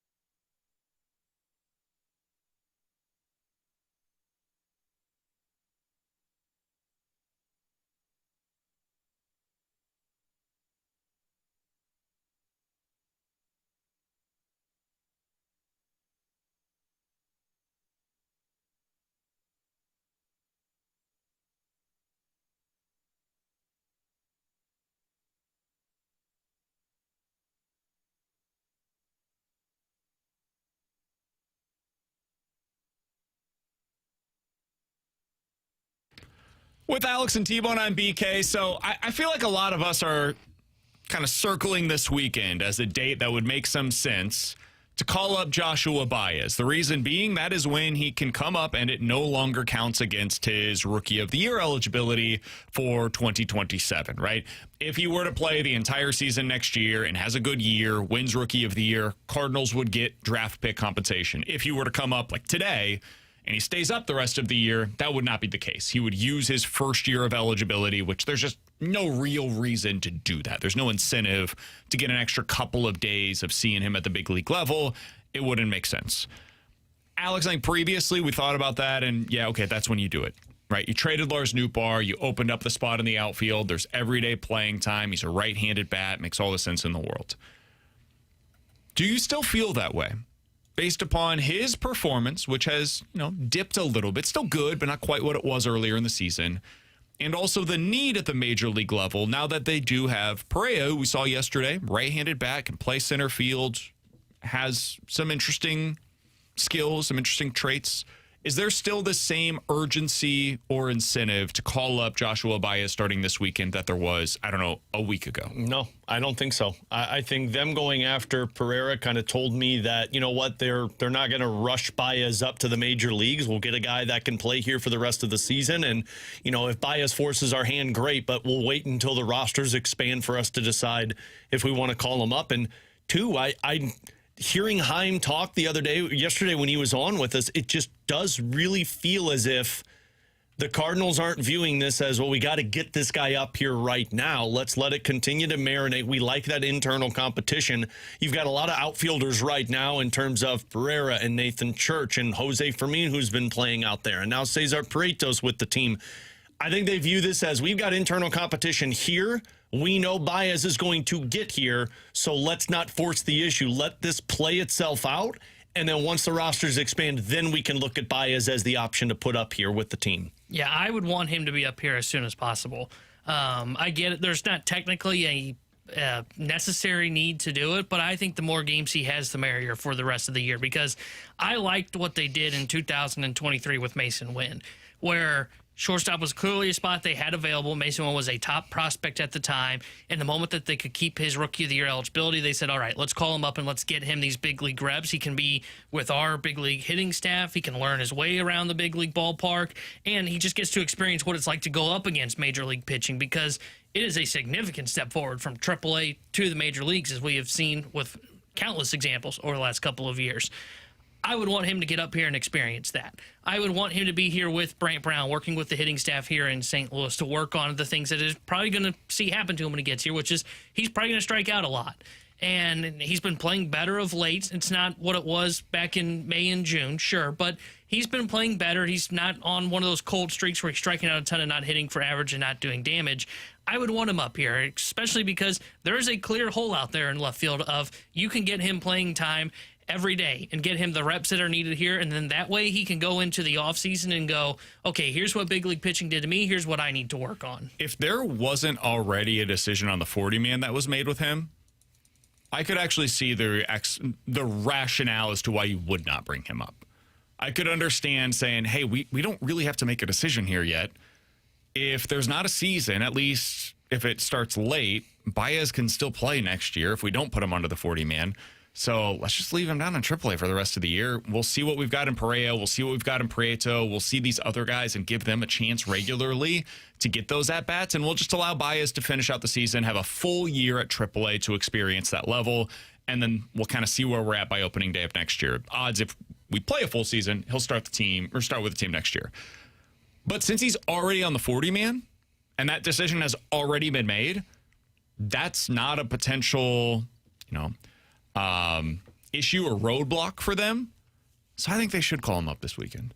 The first day that they can call him up where you don't have to worry about ruining his rookie eligibility for next year, I think that's Saturday. Maybe it's Sunday. I think I've seen the date of August 15th out there. I don't know if that's the first day that they can call him up or that's the date that it ends. Regardless, at some point this weekend, or even if you want to wait until next Monday and just have him meet the team in Cincinnati, if you'd rather do it that way.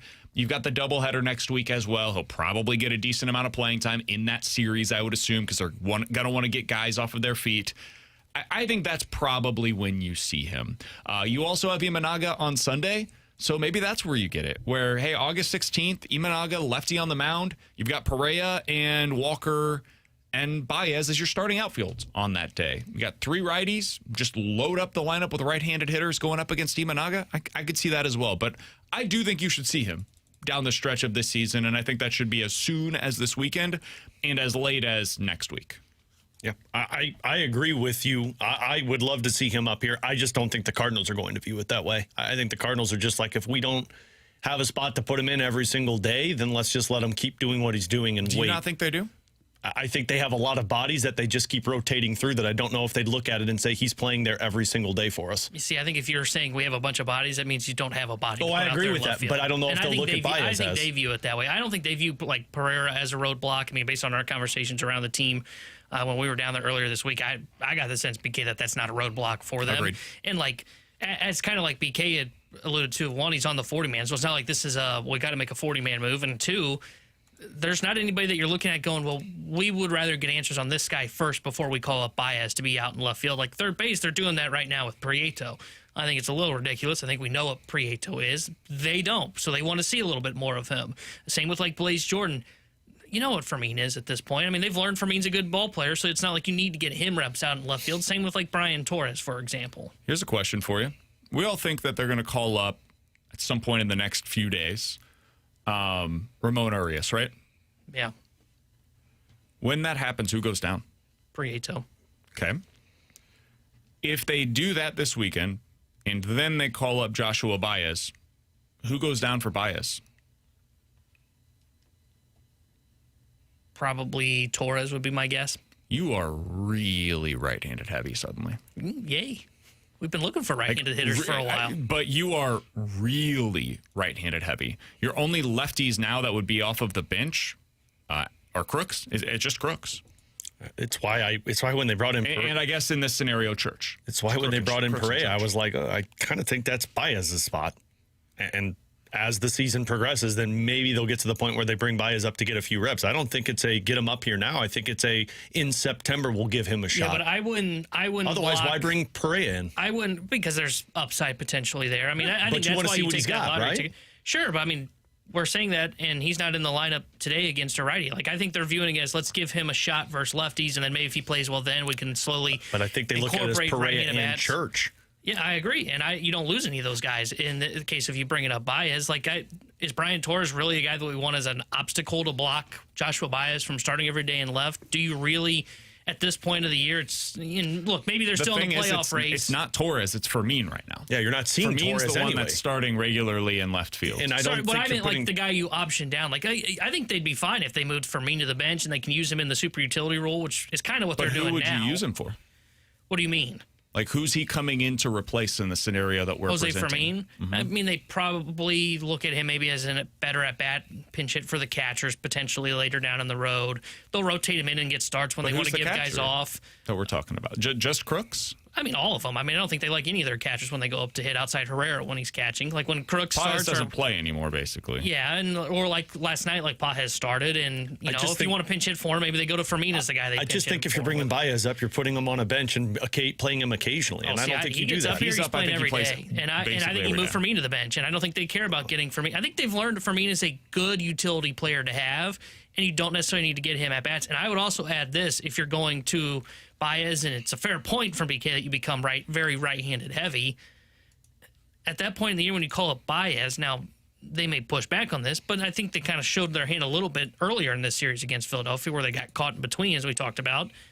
Do you really care if you're that right-handed heavy? Isn't it more valuable to get Baez those reps than to worry about, well, we don't have a left-handed bat that hits for contact off of our bench.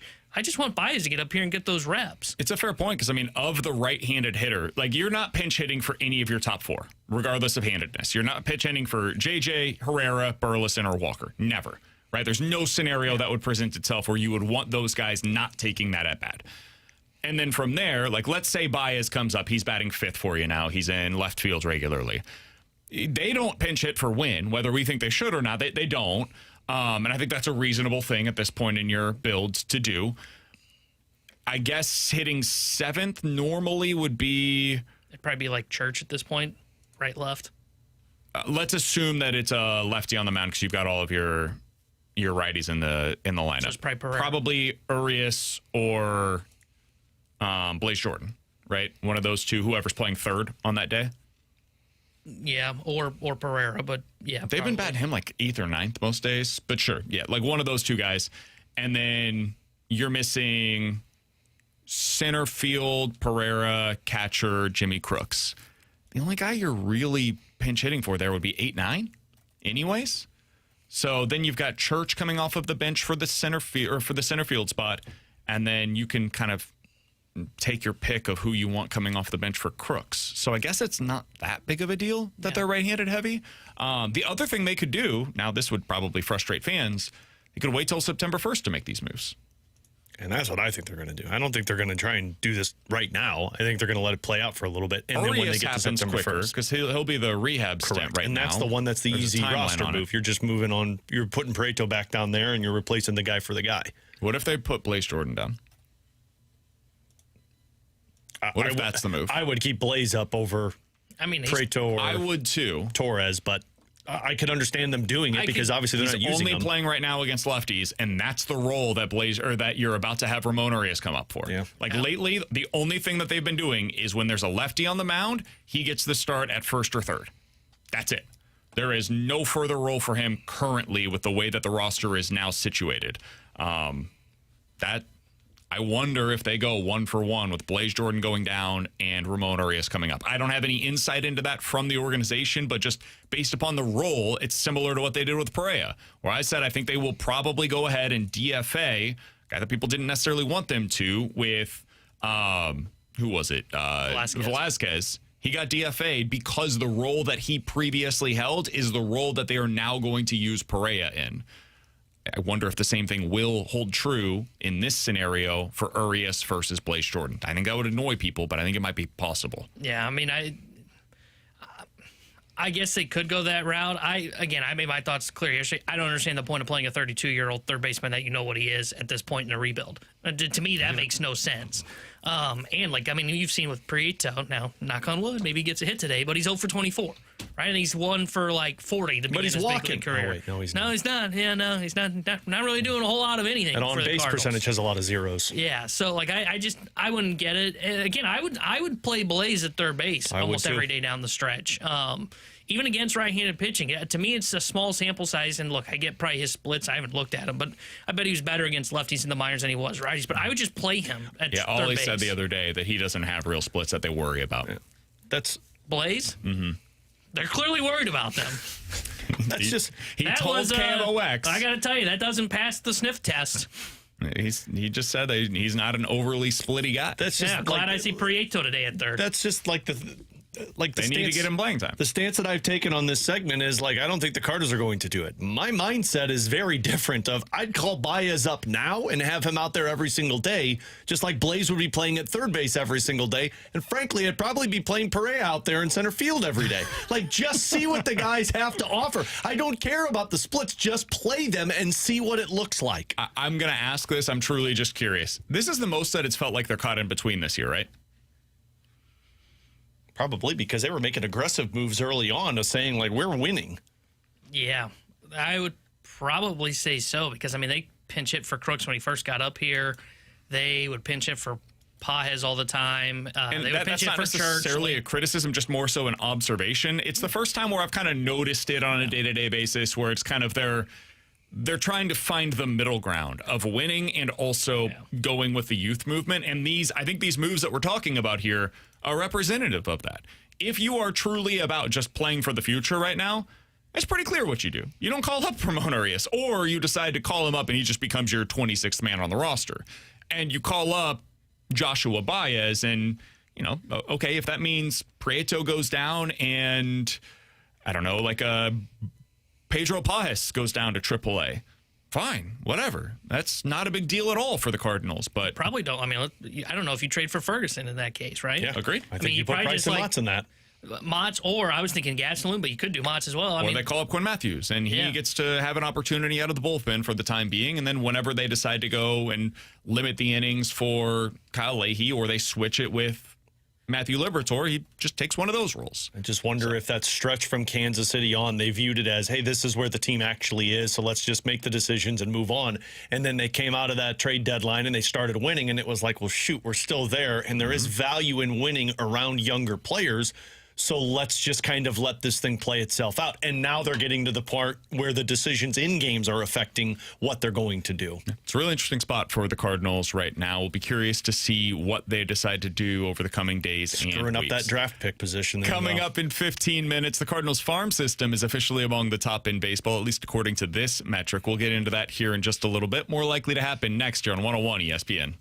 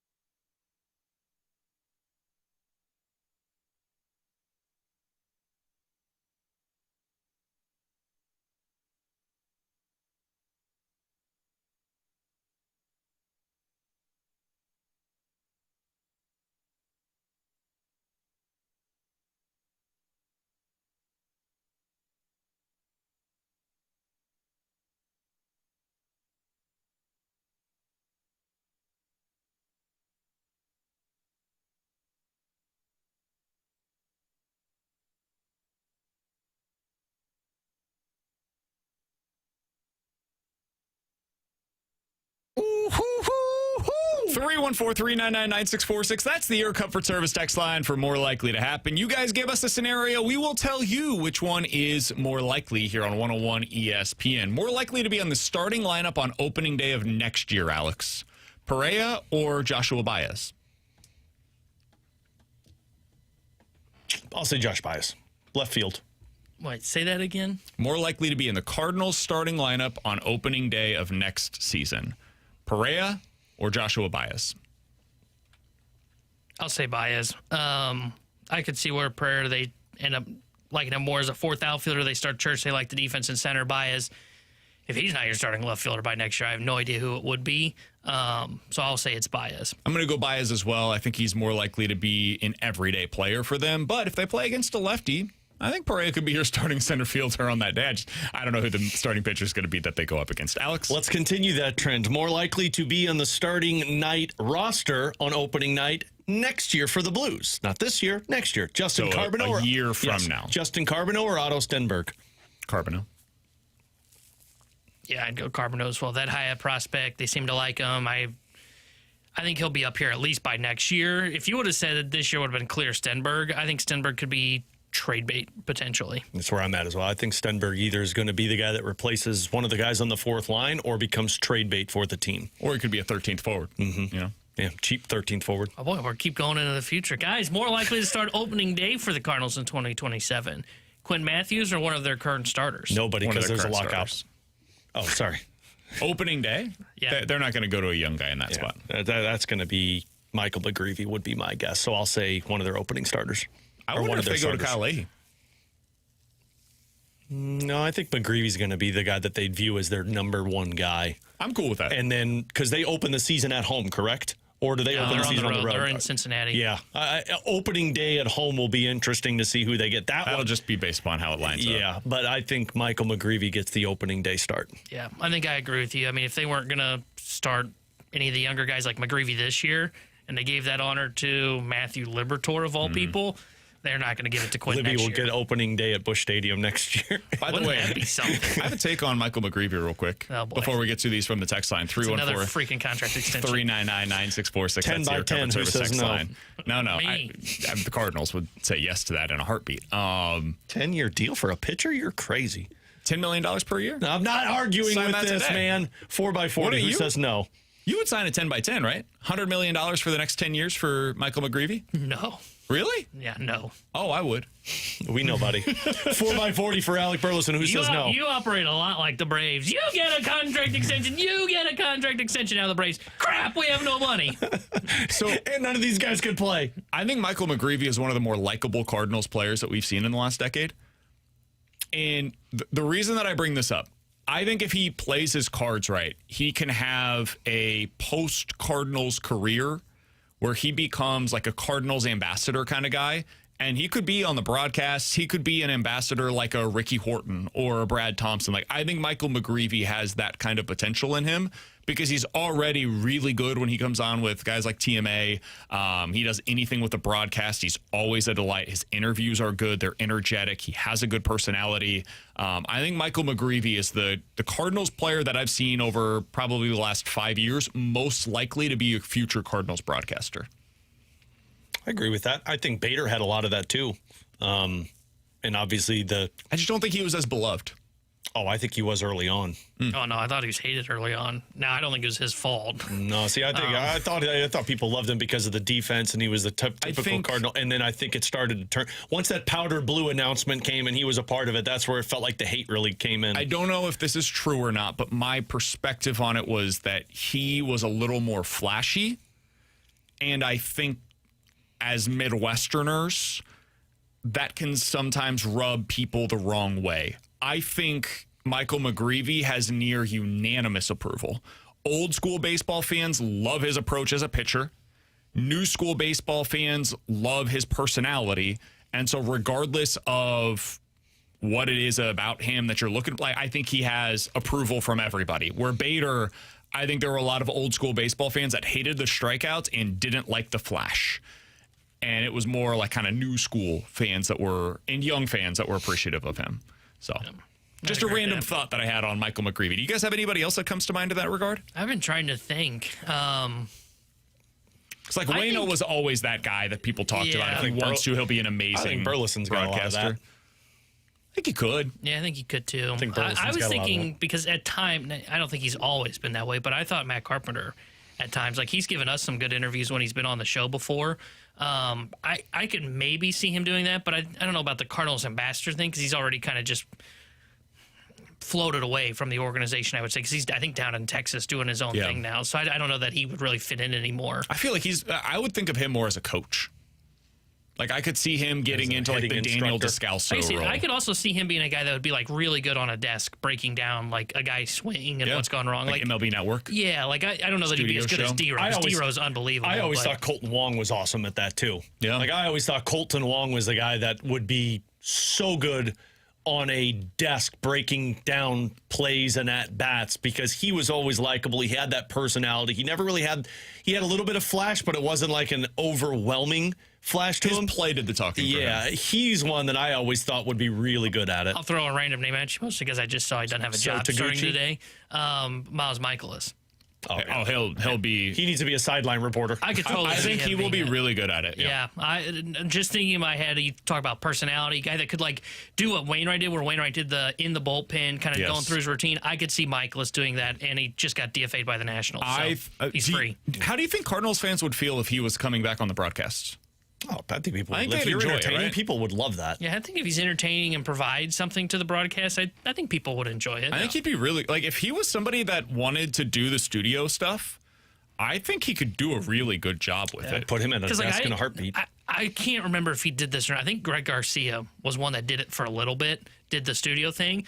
And Greg Garcia, he wasn't like a fan favorite, but he was a scrappy utility infielder that Cardinals fans like, okay, this guy's a fun player to have on your team.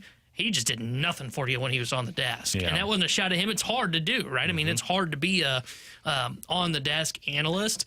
And I think that's just why he just never connected. You either have to be super entertaining or you have to have super in-depth analysis that people can understand. It's got to be one of those two, which is a weird thing to say, but like you got to find a way to put that through the broadcast. That's why on TNT, I don't really like Anson Carter. I don't think he provides anything on those broadcasts versus like a Paul Bissonnette or a Henrik Lundqvist. Yeah. Like you've got to have one of the two to fill that void on the television desk. A lot of bullpen guys are really good, like good personalities.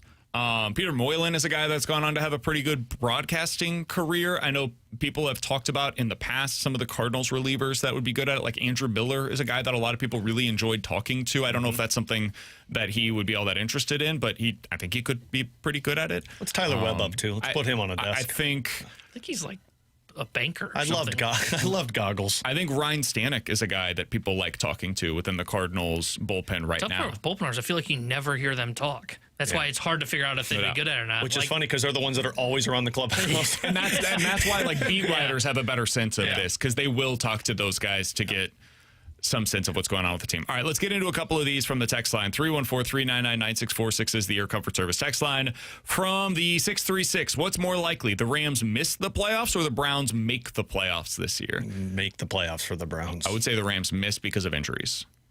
I don't think it's likely, but I don't see any scenario that the Browns have the upside to make it to the postseason. That's kind of where I am. I can't imagine a scenario where the Browns make the playoffs unless like the West Coast like sinks into the ocean or something. Possible. But, I would say it's more likely the Rams miss the playoffs. From the 636, more likely Libby gets traded this offseason or starts in the bullpen next year? Starts in the bullpen. I don't think they're trading him. I'll say, I'll say traded. Oh, stop it. I mean, I don't think they're getting anything for him. I mean, look at how well the O'Neal trade aged. Oh, wait, it's over already. Who did they get for him?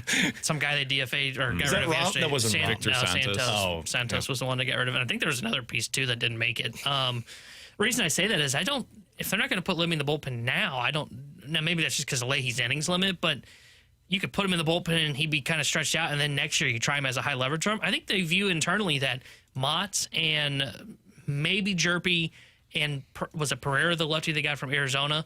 Was that his name? No, I'm thinking of the guy they just claimed. Who was the lefty? Whoever the lefty was they acquired in the deal with Newbar. I think they view him and Mott's as their future left-handed arms in their bullpen. Was it Santos? Lefty relievers, Santos, something like that. Santo. Santo. It was the one that Keith Law guessed on, and you got close to it. Sandro Santana. Santana. We were really close there. There was S's in it. I knew that. The last one. More likely to be called up first, Gorman or Baez? Baez. I'm going to stick with Baez. Yeah, I'm going to stick with Baez as well. I don't think they're going to. Gorman may not get called up till September if he gets called up. Agree. Not call him up. Alongside Alex and T-Bone, I'm BK. Coming up in 15 minutes, we will get into the BK and Ferrario Rewind. But next, we'll give you some insight from a third-party publication who view the Cardinals as one of the top 5 farm systems in Major League Baseball. Talk about it next here on 101 ESPN.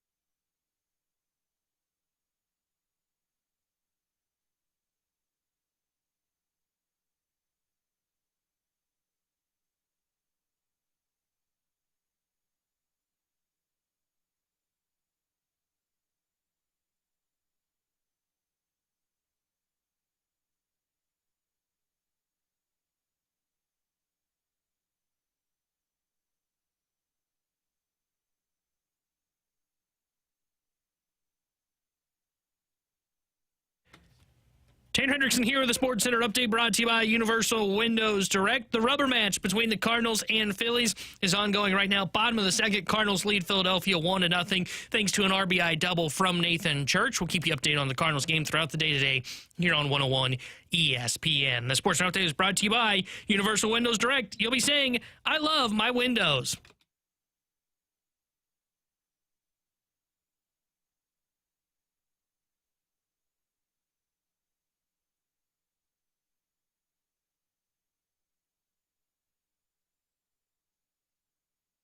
Jordan Walker already has 20 doubles and 20 homers on the season. He's now up to 16 stolen bases, Alex, after his recent stolen base in this game against the Phillies.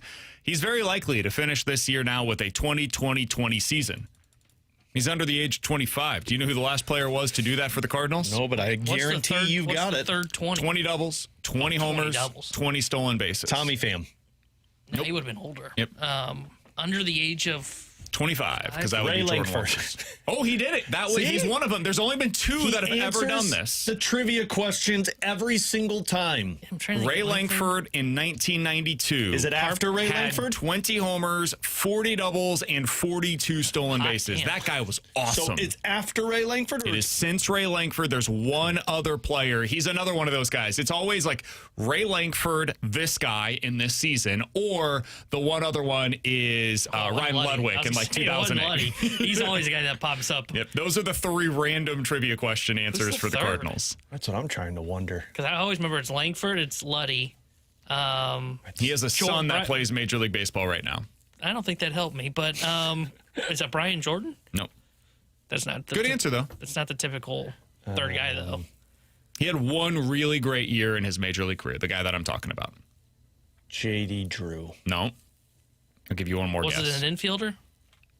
He played a little bit of everything. I have no idea. So He's going to say the name, I'm going to... Utility guy. I'm just trying to Played think in St. Louis for 2.5 years. Short time. This season had 34 home runs and 105 RBIs. Renteria? No. No, he had multiple good years. That's- Yeah, I'm out. Fernando Tatis.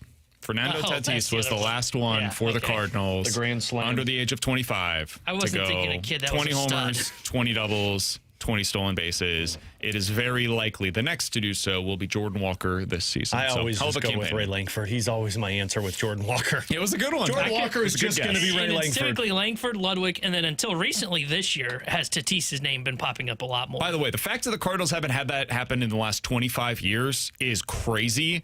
Last year in Major League Baseball, there were 10 players who did that.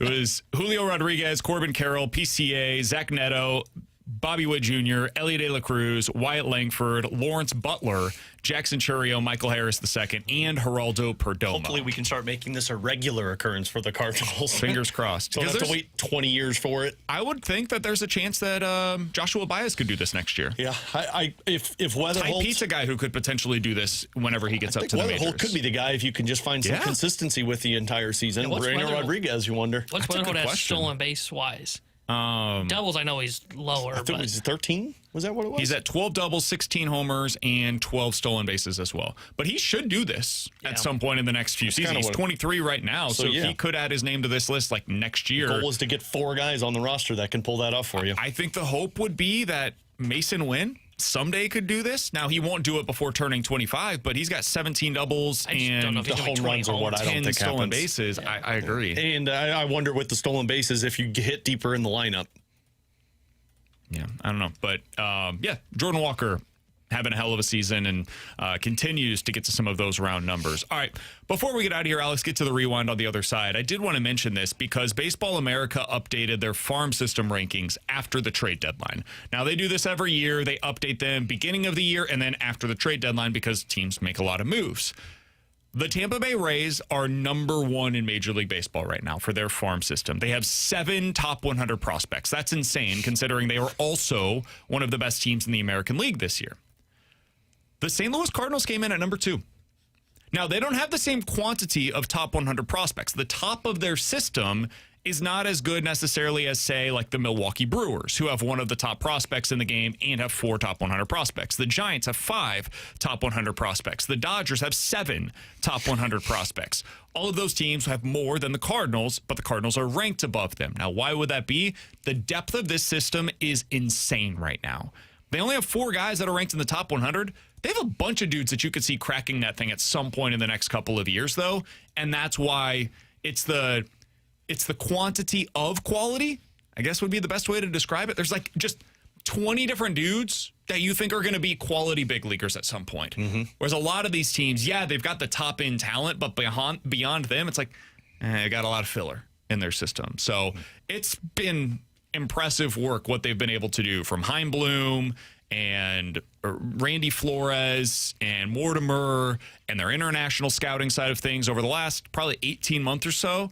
They've completely overhauled this system to the point where by this time next year, it legitimately has a chance to be the number 1 system in baseball. Yeah, you've acquired all the talent. The next step is becoming that factory that turns the talent that you acquire into guys that can take it to the big leagues, which doesn't happen every time. But, that's why I think Milwaukee is always viewed as so successful is they get guys, but they know how to turn them into big leaguers and be very competent at the big league level. If you can do that and become that factory that just continues to churn them out, you've just completely reinvented the way that your organization has looked through Major League Baseball, which where we've been for the last 10 years, it's a pretty massive accomplishment in 18 months for these guys. Yeah, and the fact that they've already looked like they've developed maybe the homegrown superstar in Jordan Walker, now you need that wave. Even if it doesn't develop a superstar, which kind of, maybe they do with like Rodriguez or maybe Baez ends up becoming one of those here at the big league level, but you'd still need to supplement that core with your farm system, whether that means you're using it to trade for pieces on the outside or doing what they've always done, right? Like even though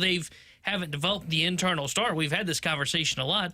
Look at Donovan and Newbar. Those guys were never highly sought-after prospects, but they came up and they were contributors to the big league team. The thing that they were always missing was the superstar. Hopefully they've got that figured out with Walker. Hopefully maybe in one more comes along with Rodriguez or Baez, but then you need that system to supplement you. Otherwise, you become like what the Nationals have been over the last couple of years, whereas you ended up with the superstars, but you never developed the complementary pieces, and you just end up being stuck. By the end of next season, you could see a lineup that looks like J.J. Weatherholt 1, Herrera 2, Burleson 3, Walker 4, I would say Rodriguez 5, Baez 6, and then you get into like Mason, Wynn, see what's going on in center fields at that point in the season, and then whatever you decide to do at catcher, and it might be like Leo Bernal batting 8th or 9th for you.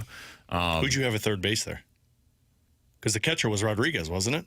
Yeah, I guess that's true. Third base. It's third base and short, or third base and center field. That's the 2 holes on your roster right now. Yeah, and Jesus Baez, by the end of next year, I think it's unlikely that he's here, but maybe. He's at AAA, and you're talking about him the same way we're talking about Baez.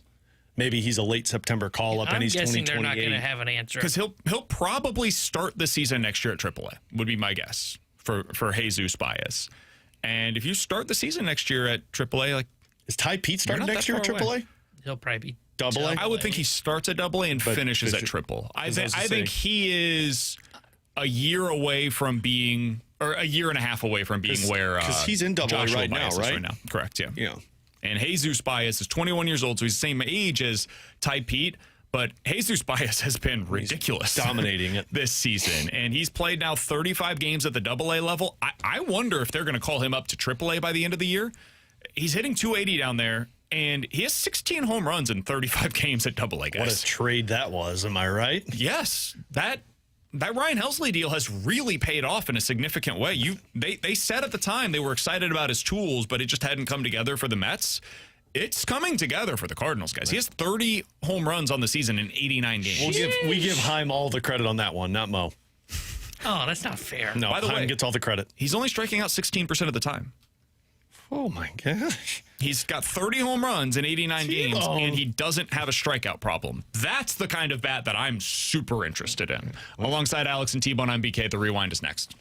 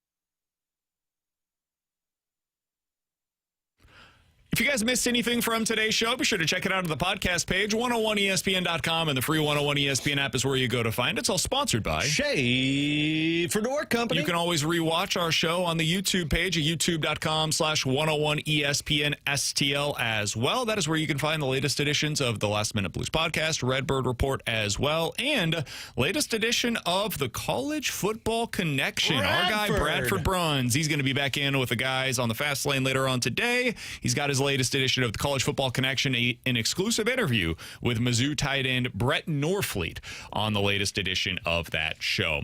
All right, Cardinals up 1-0 midway through 3, Alex. It's another good one so far from Kyle Leahy. 3 innings, 4 strikeouts, 3 hits, no earned runs allowed so far. Do you think the Cardinals are going to be able to get this done and ultimately win 2 out of 3 against the Phillies in this series? I say no. I think this one's going to be tight, though, and I think the bullpen lets them down. I'll say the bullpen holds serve. I think Leahy goes 5. Goes Soriano, Stanek, hopefully Brule, not Ferguson. I don't think Soriano's available. Oh, God, you're totally seeing Caleb Ferguson. He's definitely not available. And you shouldn't want to see him. Do you think he could go 3 for 3 in 3 walks? I say they hold this. I wonder if Riley O'Brien's available because he's been used 3 out of the last 5. This would be 4 out of 6. You do have an off day tomorrow. So you're taking Soriano and Riley O'Brien off. If they're the board. winning, I wonder if they're going to manage this thing aggressively. It was also only 8 pitches the last 2 times that he went out there. So if he says he's available, I think you might be able to go to him. Boy, if he's not. He'd probably get O'Brien, Gastelum, Stanek. Be fair, Gastelum was awesome last time. And Brule. I'm guessing those are the 4 that she'll use. We're going to need more off of Wheeler here, but I believe. You think they can hold on to that 1-0 lead? Oh, did they catch that? Yeah, he did. Oh, man. Marsh's hair got in the way. Marsh lost it in the sun. Okay, sorry. Cardinals up 1-0. Stop doing play-by-play. I do think that the Phillies will ultimately come back to win this 3-2 final score. That's my final. Something like that feels about right to me. Let's just have some fun. 1-0 Cardinals win this one. Phillies out of challenges. That could be a big part of this game down the stretch as well. Hey, 101 ESPN this week. Over on the app and at 101ESPN.com is your chance to win a pair of single-day passes for the BMW Championship. That's happening next week, August the 18th. The passes include the Trophy Club presented by Michelob Ultra. Your chance to win those over on 101ESPN.com and on the free 101 ESPN app. Alex, before we get out of here, hand things over to the Fast Lane. We just mentioned this during the break. Wanted to mention it for our audience as well. Russell Westbrook has officially announced his retirement from the NBA, and we both kind of had the same takeaway from this. In an era of load management and guys taking nights off, not giving their all, not trying hard defensively. Listen, Russ was a bad defender, but he tried his ass off, and that guy played with his hair on fire every single night. From 2008 until 2017, I believe he missed a total of 4 games over that stretch.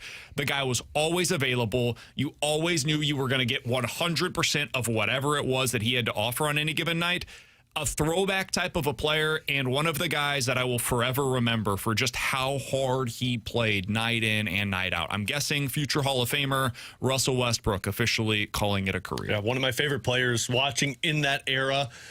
Disappointing that guy never had the chance to win the championship, but my God, did he put together some really impressive seasons on some rosters that I don't think anybody expected was able to go on those runs once KD left Oklahoma City. Yeah. 9-time All-NBA player, 2-time NBA scoring champ. That first year when KD left and he went triple-double season and single-handedly carried that team to the playoffs when they had no business being there was one of the most impressive things I've seen in my lifetime. Well, something that I want to talk about tomorrow, give you guys a little bit of time for it. What is the most impressive statistical thing like that, where triple-double in the NBA, triple crown is something that Yordan Alvarez is chasing this season? What is one of those like statistical anomalies that you would consider to be the most impressive? We'll get into that tomorrow here on the show. We will talk to you then from 11 to 2. Appreciate you guys tuning in. The Fast Lane's next here on 101 ESPN.